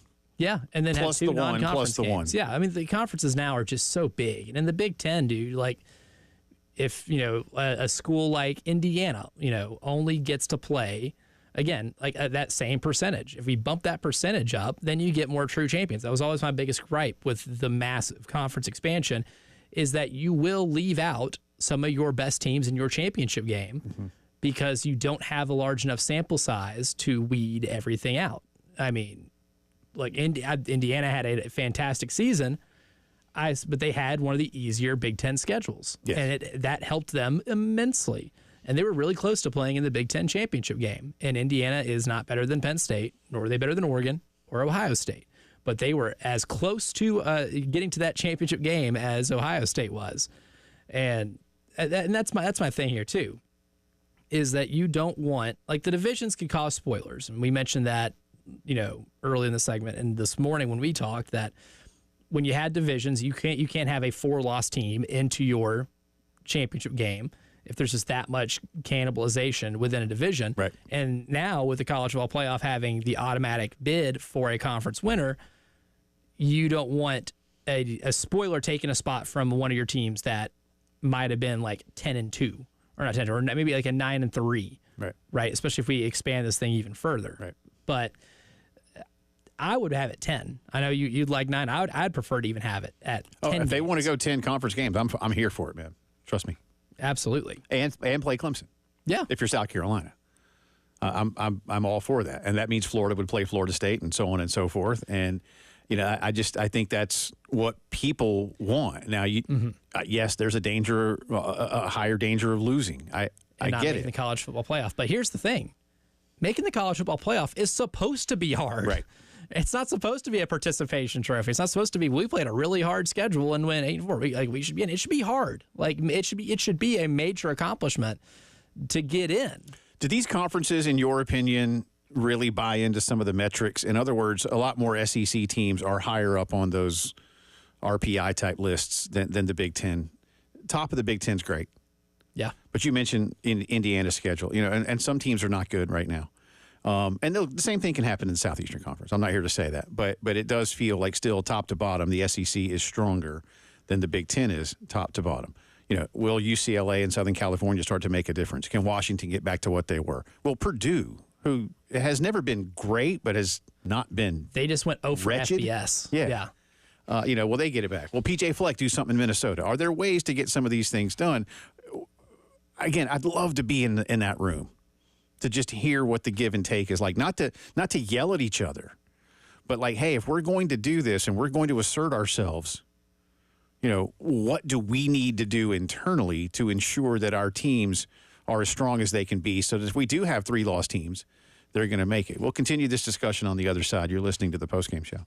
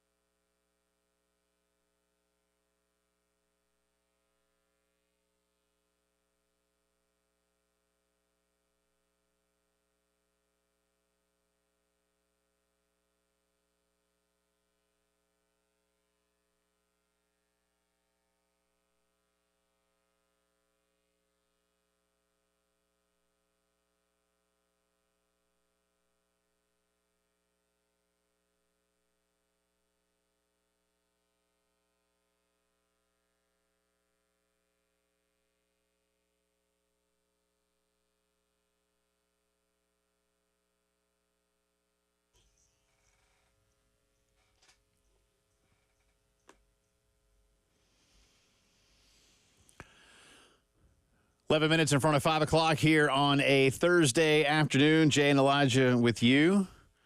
Appreciate you being with us. Coming up top of the hour, headlines of the day. More of Elijah's breakdown of Carolina's loss last night to Mississippi. We'll look ahead as well to the weekend and the Florida game and how this team can turn it around. It's been rough, man. As I said, I applaud the kids. I really do. Some of you may not agree, and I am not here to pump sunshine. Again, you've heard me say negative things when I need to, or time for a change when it's time for a change. I think this boils down to, and Lamont even alluded to it a couple weeks ago. Some of these things we're going to need to fix through recruiting. I'm paraphrasing, but that's what he said. And I just here's why I'm worried about it. I'm not so sure they're going to play all these games. He might hit 2 in a game. Well, he might. He could. He very well could. He could, especially I think tomorrow looks nice. So my advice, and now they don't always listen to me. My advice is saying doubleheader. No, I'm saying tripleheader. Yeah, play all 3 in one day. Start tomorrow at noon. Doesn't mean that I don't want to work. I'll just go watch baseball all day. I mean, if you want to do a tripleheader in baseball, you might have to start the first game at 8 a.m. Well, they can get 4 in at Hoover, right, and some of those kind of things. But they do. They start at 10. So if you played 3 7-inning games, if you start at, you might want to start about 10. Yeah, but here's the thing, y'all. They're not going to play a triple header tomorrow. Would be fun. But I am a little concerned about their ability to get all these games in. But we'll see. We'll see. Sunday looks bad. Not promising. Bad. In fact, looks bad everywhere. Yeah, I think it looks bad across about 1/3 of America on Sunday. Yeah. So it's going to be one of those weekends. Yeah, I think so. All the fun activities will probably need to be indoors. Including Carolina, UConn. Yep, that'll be indoors. That will be indoors. Rain will not have that one canceled. Nope, not unless there's a leak in the roof of CLA. And I don't think there is. I don't think so. Yeah. I think that roof works pretty well. We were talking, if you just tuned in, just borrowing from some things that our buddy Seth Emerson had in his SEC football mailbag today at theathletic.com. And a couple of the questions revolved around scheduling, divisions, things like that. And again, just to remind you, the SEC is going to have internal meetings in New Orleans, and then they will be getting together, I believe, also in New Orleans with leaders from the Big Ten. I don't know. I think this is an athletics director level thing, and maybe some conference staffers.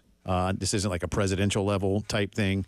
I don't know if any coaches are coming or not. I would imagine it's more of the suits, but there is. I think if there were not going to be, I'm not predicting there will be an SEC Big Ten football challenge, but I think enough people are intrigued when those trial balloons got floated, Elijah, that people are like, yeah.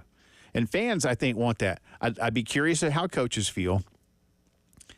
And I think that they won't enter into any major changes from a scheduling perspective, and certainly in terms of a strengthening of schedules across the board without some level of guarantee of playing, automatic spots in the playoff.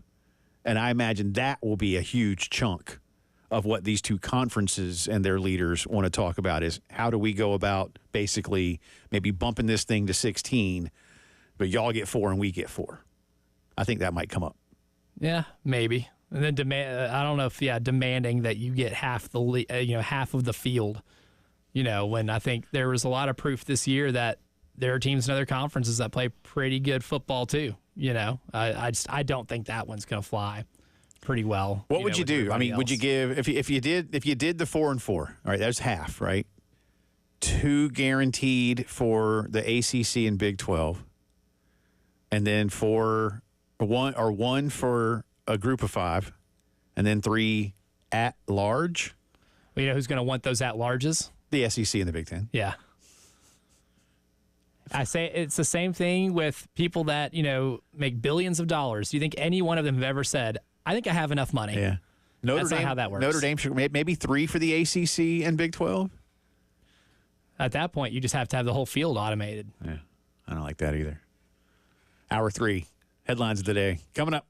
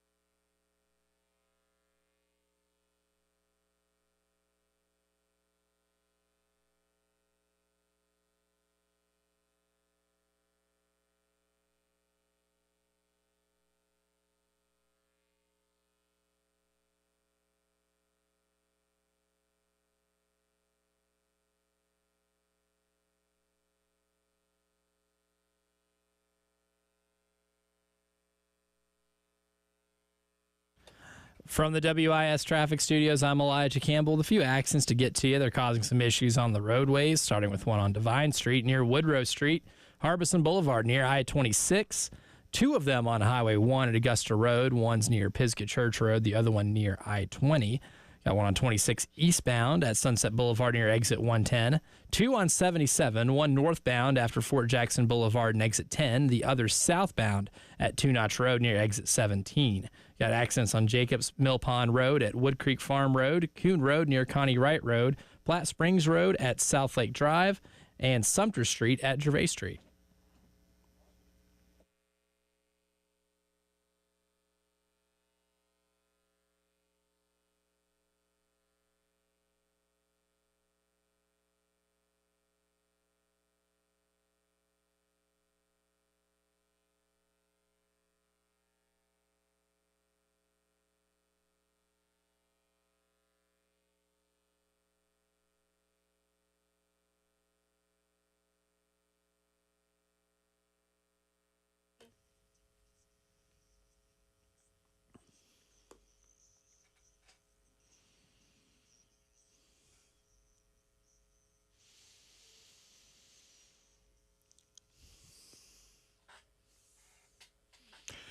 It is 5 o'clock news time on a Thursday. Welcome back in. Final hour of the postgame show as well, alongside Elijah Campbell. I'm Jay Phillips. We start with South Carolina basketball. Another difficult night for Lamont Paris's ball club as they fall to Mississippi in what ended up being a very good game for those who were watching, whether you're a neutral or a fan of either ball club.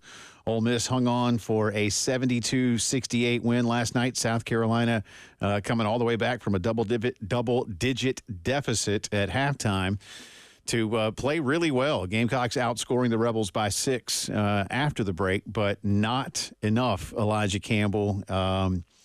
And I know everybody is searching for answers at this point in time. I thought, you made a good point. Carolina, yesterday you were talking about, don't turn the ball over, protect the basketball. And South Carolina didn't lose the turnover battle. Both teams turned the ball over 9 times. South Carolina did not shoot poorly, 44%. Ole Miss shot 45%. South Carolina did not shoot well from outside. That was one of the big differences. They got to the line and missed. They were 20 of 32. There were things to look at there. Out-rebounded Ole Miss by a lot. Maybe it's because you missed a few more. But in the end, Rebels just made a couple of big defensive stops. Carolina had a really costly turnover down on their end. And the Rebels are a better basketball team. But when it comes to Carolina, and we'll hear from Lamont in a minute. I know you were in postgame last night with the guys and with Coach. It's hard because I would imagine they look at themselves and say we can't play any harder. There's ways to maybe play a little bit better. Mm-hmm. But, here's another top 20 team that you go toe-to-toe with, and yet you don't have a conference win to show for it. Yeah. Really, this is a game that people will look at what happened in the last 2 offensive possessions and what happened with the crazy shot from Dre Davis for Ole Miss to put him back up 3 and point to that as to maybe why they lost. But, really the first half, giving up 40-plus in the first half and Ole Miss shooting the lights out because, quite frankly, you sagged off on shooters, which I get. But at the same time, when you're 0-11 or 0-10 in conference play, you almost have to act the way your season's gone. Everybody's a shooter, right? Don't get beat, on the dribble, but at the same time, close out hard enough to contest on any type of outside shooter because that's been your season. That's been your luck, right? Guys that are shooting 26% from 3, like Malik Dia, will come in here and have their best shooting game of the season, right? Devin Barnes, who I believe is sub 20% from 3, came in and drilled one. Right, but at some point you're just going to have to be like, hey, everybody might be a shooter right now. Just make sure you don't get beat on the dribble. Contest every 3. And Ole Miss did hit some open 3s. Yeah. There were some defensive lapses that allowed them to get some open looks from 3, and they knocked down all of them in that first half. Like the first 16 minutes of this game, Ole Miss was shooting an effective field goal percentage of 85, which is scorching, blistering, off the charts, and also something that doesn't happen by total accident. So it's one of those things like, yeah, I understand the idea of maybe sagging off certain players because they haven't shot the ball particularly well this season. But that's the type of year you're having, is that those guys will be the ones to look like Reggie Miller once they get on the floor in your gym. Another thing that's beginning to be, I think, very troubling is the lack of bench production. Last night, South Carolina's bench players only scored 9 points, and 7 of them from Benjamin Bosmans-Verdonk. 26 minutes, just 2 points for Morris Ugasuk, and Cam Scott, who played 18 minutes at Kentucky, played just 5 minutes last night and didn't take a shot. Yeah. And it's disheartening. Arden Conyers didn't get a lot of minutes either. He came in for a short amount of time. And that's a guy that was giving you like at least 20 minutes a game early on in the conference slate. Like that's not being able to utilize your bench is a hindrance on what you do as a team. In this kind of league and at this point in the year where it's already, again, going back 20 years ago, this league was incredibly physical and athletic. Now it is incredibly physical and athletic and is filled with gifted basketball players. Skilled, yeah. A whole lot of skill. There's a whole lot of skill in that Ole Miss team, man. That's an Ole Miss team that can make a second weekend run in the NCAA tournament that has a really high ceiling. I mean, Alan and I were talking before the game last night, like how crazy the Friday is going to be for the SEC tournament, where you're going to have 8 teams playing. All of them who have the ability to make a legitimate tournament run because they're that skilled and talented. I agree. That's going to be like four straight games of teams involving teams that can make title runs. We'll have a little bit more from Coach Paris. He's got Elijah was there last night, and there's some extended answers from Lamont. We'll have some of that for you, too, just in terms of where things are and maybe how to get things turned around just a little bit, whatever that might look like. I mean, obviously, you still got, 7 conference games left, but you now, as a fan, I think especially, you're not turning a corner in terms of, whatever, basketball, but you start to think about what next year begins to look like. And you and I already had a little bit of that with Jeremiah Donati a couple of weeks ago. How do you help Lamont? What is it? There may be multiple it's that you need, but horses to run the race, I still think is job one, man. It's college sports. Yeah. I mean, and you look at how it's been done at other places, like, Tara and I were talking about Louisville, right, at the end of the halftime show, talking about what Louisville's done. Like, Louisville has they were about as low as you could possibly be in the Power Four in basketball. Right. And Pat Kelsey and that administration, they splurged on bringing players in, and they brought in players who were really productive. They brought in a lot of them, right? Like, you look at that roster, the point guard came from Wisconsin, who was a solid player in the Big Ten. They brought in a player from South Florida who was one of the best players in that entire conference. Now, granted, he's out for the year with a torn ACL, like very early on in the year. But then you brought in the leading scorer from James Madison, who, again, beat Wisconsin in the first round of the NCAA tournament last year. You brought in the kid from College Charleston who followed Pat Kelsey to Louisville, who is playing a vital role as the ultimate knockdown shooter for them. You bring in a lot of productive players who can bet a lot of money on South Carolina to win tonight and win a penny. So. That's right. The BPI gives South Carolina a 98.8% chance to start a new winning streak. Yeah, I would say that's 99.5. Okay. I'll up them a little bit. Minus 10,000. Tough year for Florida. Minus 10,000. That's insane. At that point, don't even put a money line on there. Yeah, what's the point? I want to know who the sicko that is betting South Carolina money line. Nobody. Nobody's. Unless you have it in like a 15-game parlay. Well, what's the point? Right? Like, what's the point? There would be none. Yeah, if it's in a parlay, or if you want to bet the spread, but if you're not, but you're not. What's the spread on the game? 31.5. 31.5. Okay, kind of like what it was at Georgia. Yeah. Carolina won by 32.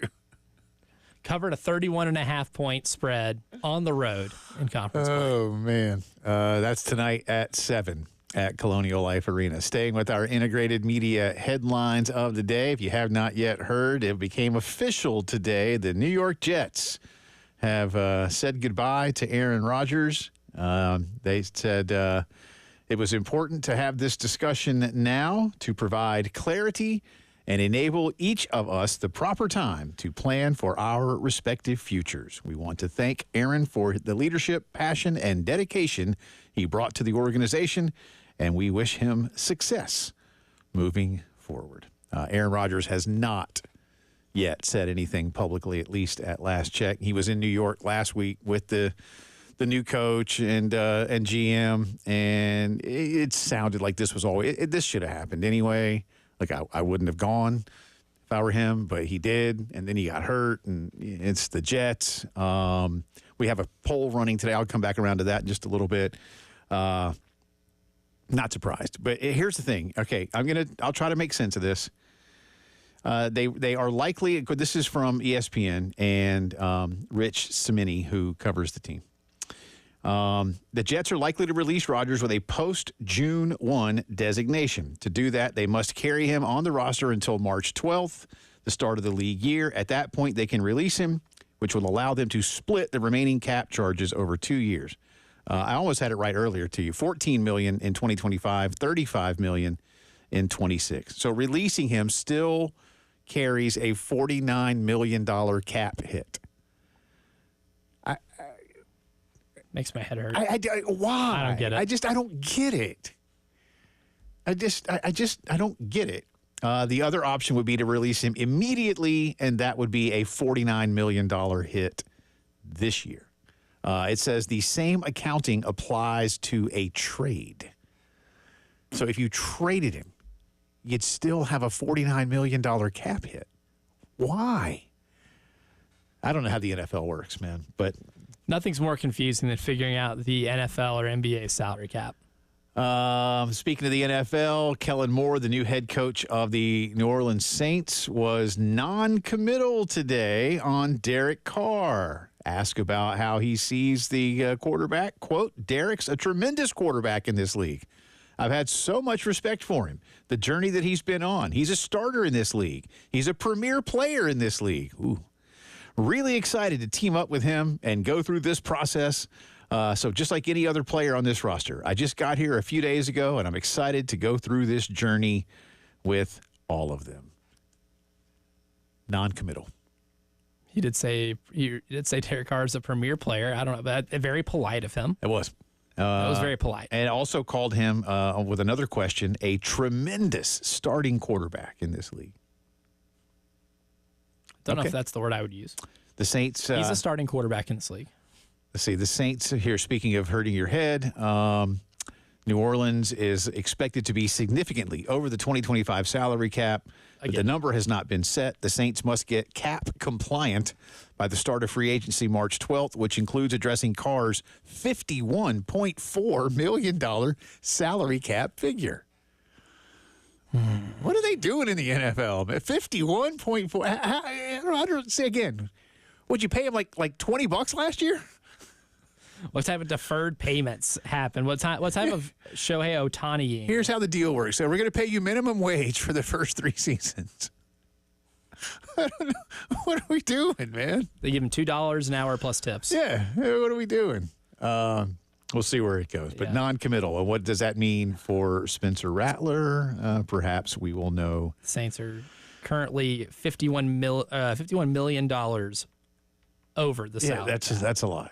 That's an awful lot. And finally, Gamecock baseball fans, Coach Paul Mainieri speaking today said that Eli Jersenbeck has had to see a doctor, did not earn a spot in the weekend rotation.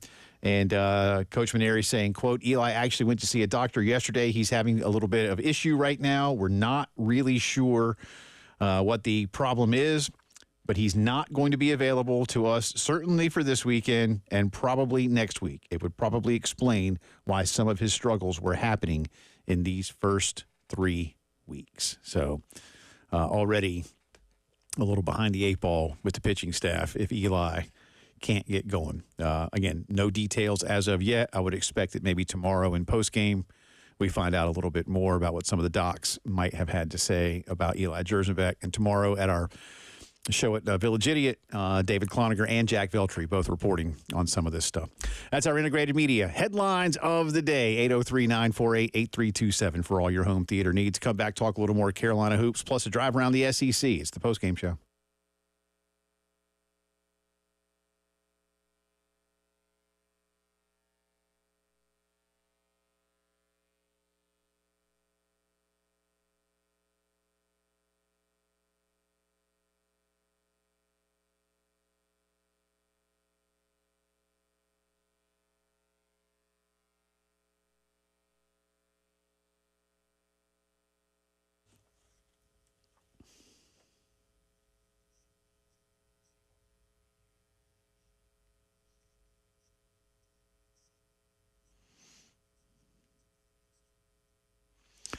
Have you been bothered lately by any back, neck, shoulder, joint pain? Time for you to get back to feeling better at the Joint Chiropractic Centers, and they make it super easy for you with 4 very conveniently located spots across the Midlands.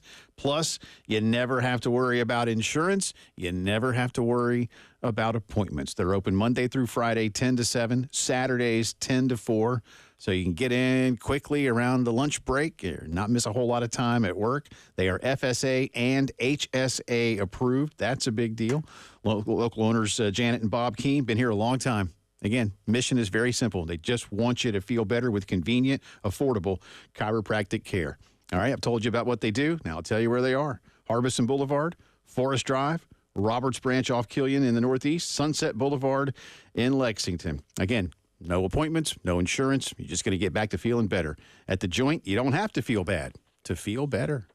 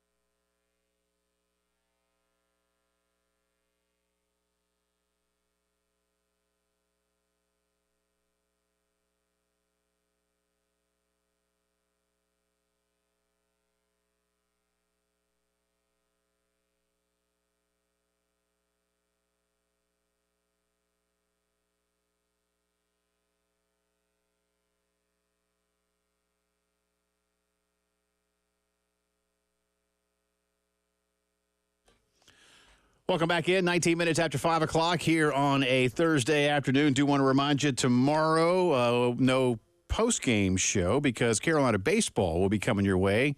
3:45 airtime, 4 o'clock first pitch. And instead, Tyler Head and I will be hosting a 3-hour-plus opening day special from Village Idiot's mill location over on Whaley, right around the corner from the ballpark. David Cloninger stopping by, Jack Veltri stopping by. We'll hear from Coach Maneri, at least from the things he had to say today. Paul's not coming by. He's got a game to coach. Yeah, he's kind of busy. I mean, we'll ask. It's always okay to ask and then be told no. Is it better to ask when you know that you'll be rebuffed? Like if you know it. See, I'm one that lives in constant fear of rejection, so I would not ask. Okay. I'm not one of those people that, you got to make the call. Yeah, at least make him say no. No, because I don't like having no told to me. Yeah, I don't. I don't like saying no to others, and I don't like it being told to me. That's good. None of us like it, right? Yeah, I know it's a necessary part of life, but you know what? If I can eliminate, I guess there'd be exceptions. Like, hey, should I put my hand in this fire? No. You don't have to ask on that one. That's one you don't have to, right? Yeah. You know. Should I put my hand on this? The eye of the stove to make sure it's hot. Right. No, you don't have to. The red light should tell you everything you need to know without having to ask it anything. You don't always have to ask, right? Like, when ITT Tech fires their coach, you don't have to call Nick Saban because Nick Saban might block your number and issue a restraining order against you and say, never call this house again, right? You can avoid having to make that call and having to experience that type of embarrassment. It's a good point. So I won't ask. But anyway, in all seriousness, we'll have fun tomorrow. So come see us. Again, right around the corner from the ballpark, an easy walk, not even a 5-minute walk to the ballpark from Village Idiot on Whaley. Again, grab a slice and a pint, or 2 slices and a pint, or 3 pints and a slice, or... There are many combinations you can go here, all of which are acceptable. Same thing with your pizza toppings. You can get my favorite Budman special. The Budman special is the else, best. Oh, it's the best. I like to ask Brian to cook them, a little well done, just super crispy. Okay, yeah. I'm here for super crispy. So whatever you want, man. Whatever you want. Tomorrow, we'll see you. Poll question, then we'll get into a little more Carolina hoops with both Travis Kelce and Aaron Rodgers stating they need time to decide their football future. Which of them do you believe is most likely to return next season? Hang on, let me hit refresh here and make sure we got this right. And there we go. A, Travis Kelce. B, Aaron Rodgers. C, both are back. D, both will retire. It's tightened up a little bit, Elijah, and it's shifted as well. Now, 34.9% believe Kelce is most likely to return next season. Then a tie at 23.3% with Rodgers returning more than likely, and 23.3% saying both will retire. What you and I chose, both will be back, is now at 18.6%. Well, you're in the minority. So that's gone down to last place from last time we talked about this. So there you go. But most people believe Kelce returns over Rodgers. One of the things Elijah and I talked about with this poll question, too, at least in terms of why we think what we think, that both are back, is because both of them will earn 8-figure salaries. And I'd go ahead and do that, too. With at least, with Travis Kelce, you still have some years on the contract. I think you may just have a year on that contract. I don't know. But, I mean, it's going to pay him isn't he making like $15 million? And Aaron could probably still make, what, 30? Oh, yeah. I mean, at the bare minimum, yeah. I mean, he's the way the quarterback market is right now, you wouldn't join anybody for less than $30 million. I think even the franchise tag players might be at $30 million a year now. Travis Kelce will make $19 million next season. Again, Gamecocks lose last night to Mississippi 72-68. Carolina will be down at the O-Dome in Gainesville on Saturday night. Went toe-to-toe with Florida here in Columbia. Don't know if you expect the same kind of thing on Saturday. Cut 2, please, Elijah, on today's list. It's a couple minutes here, but this is Lamont was asking post-game, what are you telling the guys after another hard-fought loss? Yeah. It's uncharted territory for me also. Particularly to have a team, I say this to our guys, I think they know this. I say this to our guys that, you know, this stinks for me between now and I'll watch the game tonight, I'll watch it again in the morning, make the edits, and then at some point move forward to start preparing for the next game. And once I do that, I start watching the other team. I look at us, I look at what we do, I look at what they do well, and I come into practice ripping and roaring and very confident in our ability to win the game based on what my eyes see, nothing else. And, you know, that continues to be what I do. Not so that I can get through this, because that's genuine belief in what our ability to win a game looks like each time. But yeah, so you know, I keep making the golf analogy, and 18 holes in a golf round and 18 games in the conference, and you know, we had a good drive. We put the ball in the fairway. We were green in regulation after our second shot. I had a long putt for birdie. Lagged it to 4 feet, 3 feet, 4 feet maybe. It's better. But with the talent that he's got and the rotation that he's got, and maybe there's the lack of depth that they've got, I'm not absolving Lamont Paris from blame or responsibility. But I will try to say, like, man, if he had just a couple of guys that were just a little bit better and ask them to do the same things, they're not 11-0 in conference play, but are they 6-5? Are they 7-4? I don't know. It's all rhetorical, but sure, he's got some responsibility, but where exactly does it lie? That would be a question that's harder for me to answer. Yeah, I think a lot of that has to do with roster construction, and I think if there's, you know, if you look at the things that he could have done better and the staff could have done better, maybe from a basketball standpoint, getting better fits could very well be it. I mean, I don't. So these are more July, August mistakes. Yes, and I don't think that you can even still like fault them for, you know, going out and getting a player who's a center on a Final Four team, right? You know.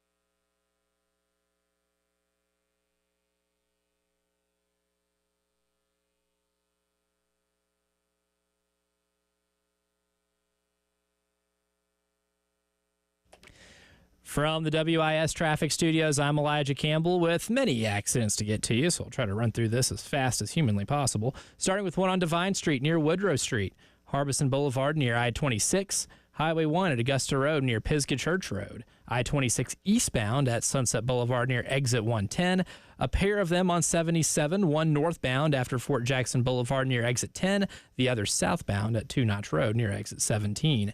Got one on Jacobs Mill Pond Road at Wood Creek Farm Road, Platte Springs Road at South Lake Drive, Sumter Street at Gervais Street, and on US 176 at Broad River Road and Kennerly Road.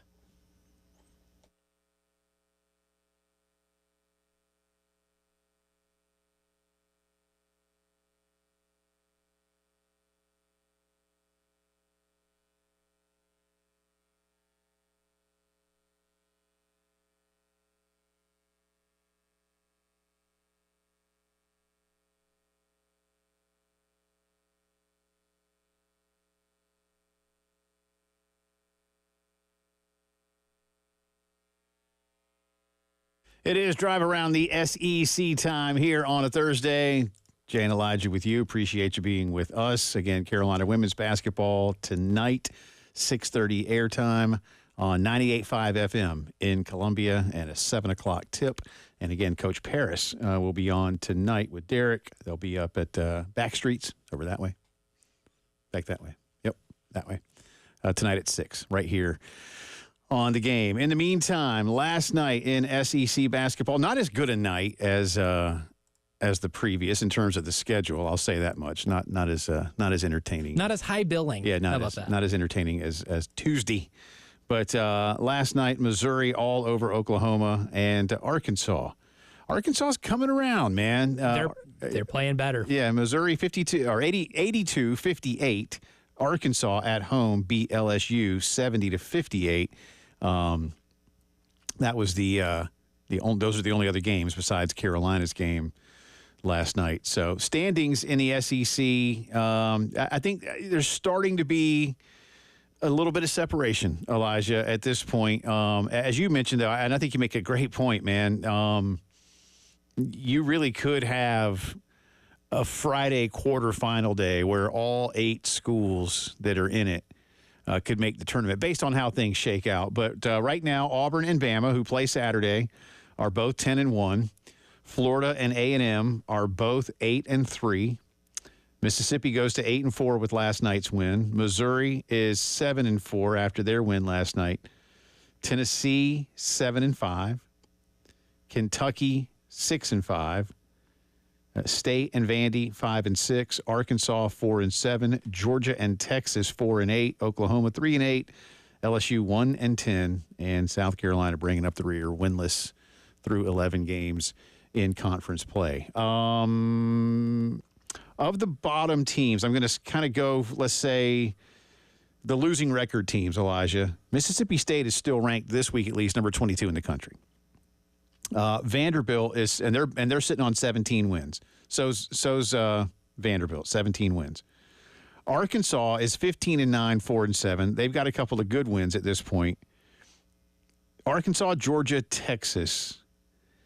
I wouldn't say right now they could get themselves on the bubble. Oklahoma is 16-8 overall, but just 3-8 in conference play. I'd say Oklahoma, LSU, and obviously South Carolina without winning the SEC tournament aren't getting into the NCAAs. I mean, unless you go on some kind of run, maybe Oklahoma, but I don't think that's going to happen. Can Texas make their way back, considering what people thought? But it feels like Arkansas is starting to turn it around just a little bit, you know? Playing their best ball at the right time. And they're getting some contributions from players who, when you look at them at the beginning of the year, you expected to be pretty big contributors. And guys had to step up. When you lose your point guard, you have to have guys step up. And Zvonimir Ivisic, who didn't, like, at times wasn't getting a lot of playing time earlier this year, was in the last couple of games has had 27 points against Alabama in a losing effort, but had 27, had 25 again last night, and is 8 for 14 from 3 in those 2 games. Having a center who can stretch the floor like that helps you a lot, especially when he is blocked. And remind me, he was 7 shots. He was one of the UK transfers? He was. Yep. He came with Cal from Kentucky. And they didn't get a ton out of him early in the at some points in the season, especially early in SEC play. Like if you look at his point totals, 3 against Tennessee, 0 against Mississippi, 0 against Florida, 0 against LSU, and then got into a couple double-digit games, and now he's gone back-to-back with 27 and 25. They needed him to start doing that or find production somewhere else, and Cal's gotten him to develop a little bit. Saturday's matchups look like this. Arkansas gets a real big opportunity considering how well they're playing, and it's an 11 a.m. game. Again, why do they do this? It says noon Eastern, obviously, but 11 a.m. out in Texas. Arkansas will be at A&M. Vandy goes to Tennessee. Revenge for the Vols? Probably. I would say so. If they lost to Vanderbilt, then the questions are mounting up a little bit about their sustainability. Missouri at Georgia, State at Ole Miss, Egg Bowl, LSU at Oklahoma, Kentucky at Texas. That could be interesting if Texas could find a way. That's the night game. And again, the big one this weekend, number 1 Auburn at number 2 Alabama. In that one right now, Auburn, 52.4% chance to win the game according to the BPI. Ooh. 52.4. I'd go a little higher. Yeah? A little bit higher. Yeah. But, I mean, solely because winning at Neville's hard. Florida did it, and Florida played one of their best games this season to have to do it.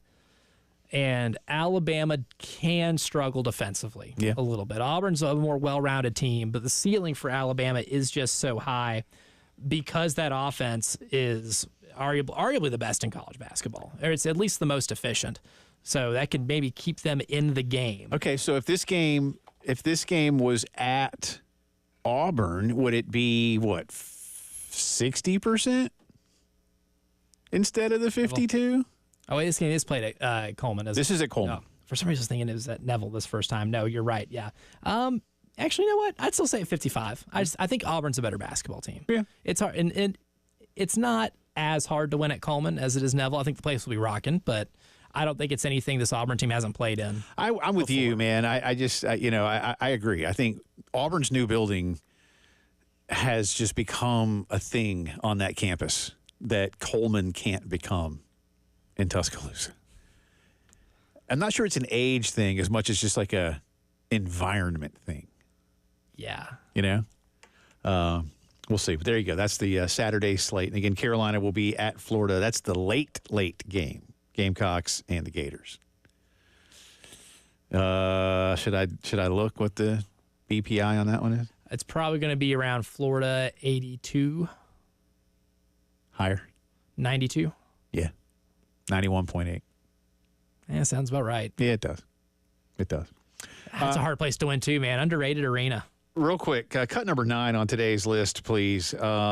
Speaking of Alabama, Tyler got this one for us. This is Greg Byrne, the Alabama athletics director, on an interesting proposal when you storm the field or court.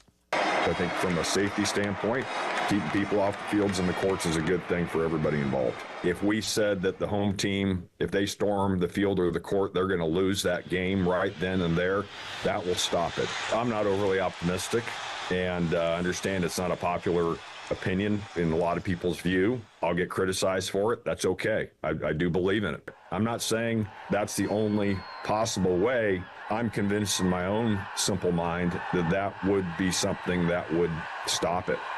Let's celebrate up in the stands. Let's have a great environment. I'd even be fine if you say, hey, let's give it 3 minutes to get the team off the field. And then if they want to come down and celebrate, great. Look, I love what he said. The 3 minutes thing, that ain't happening, man.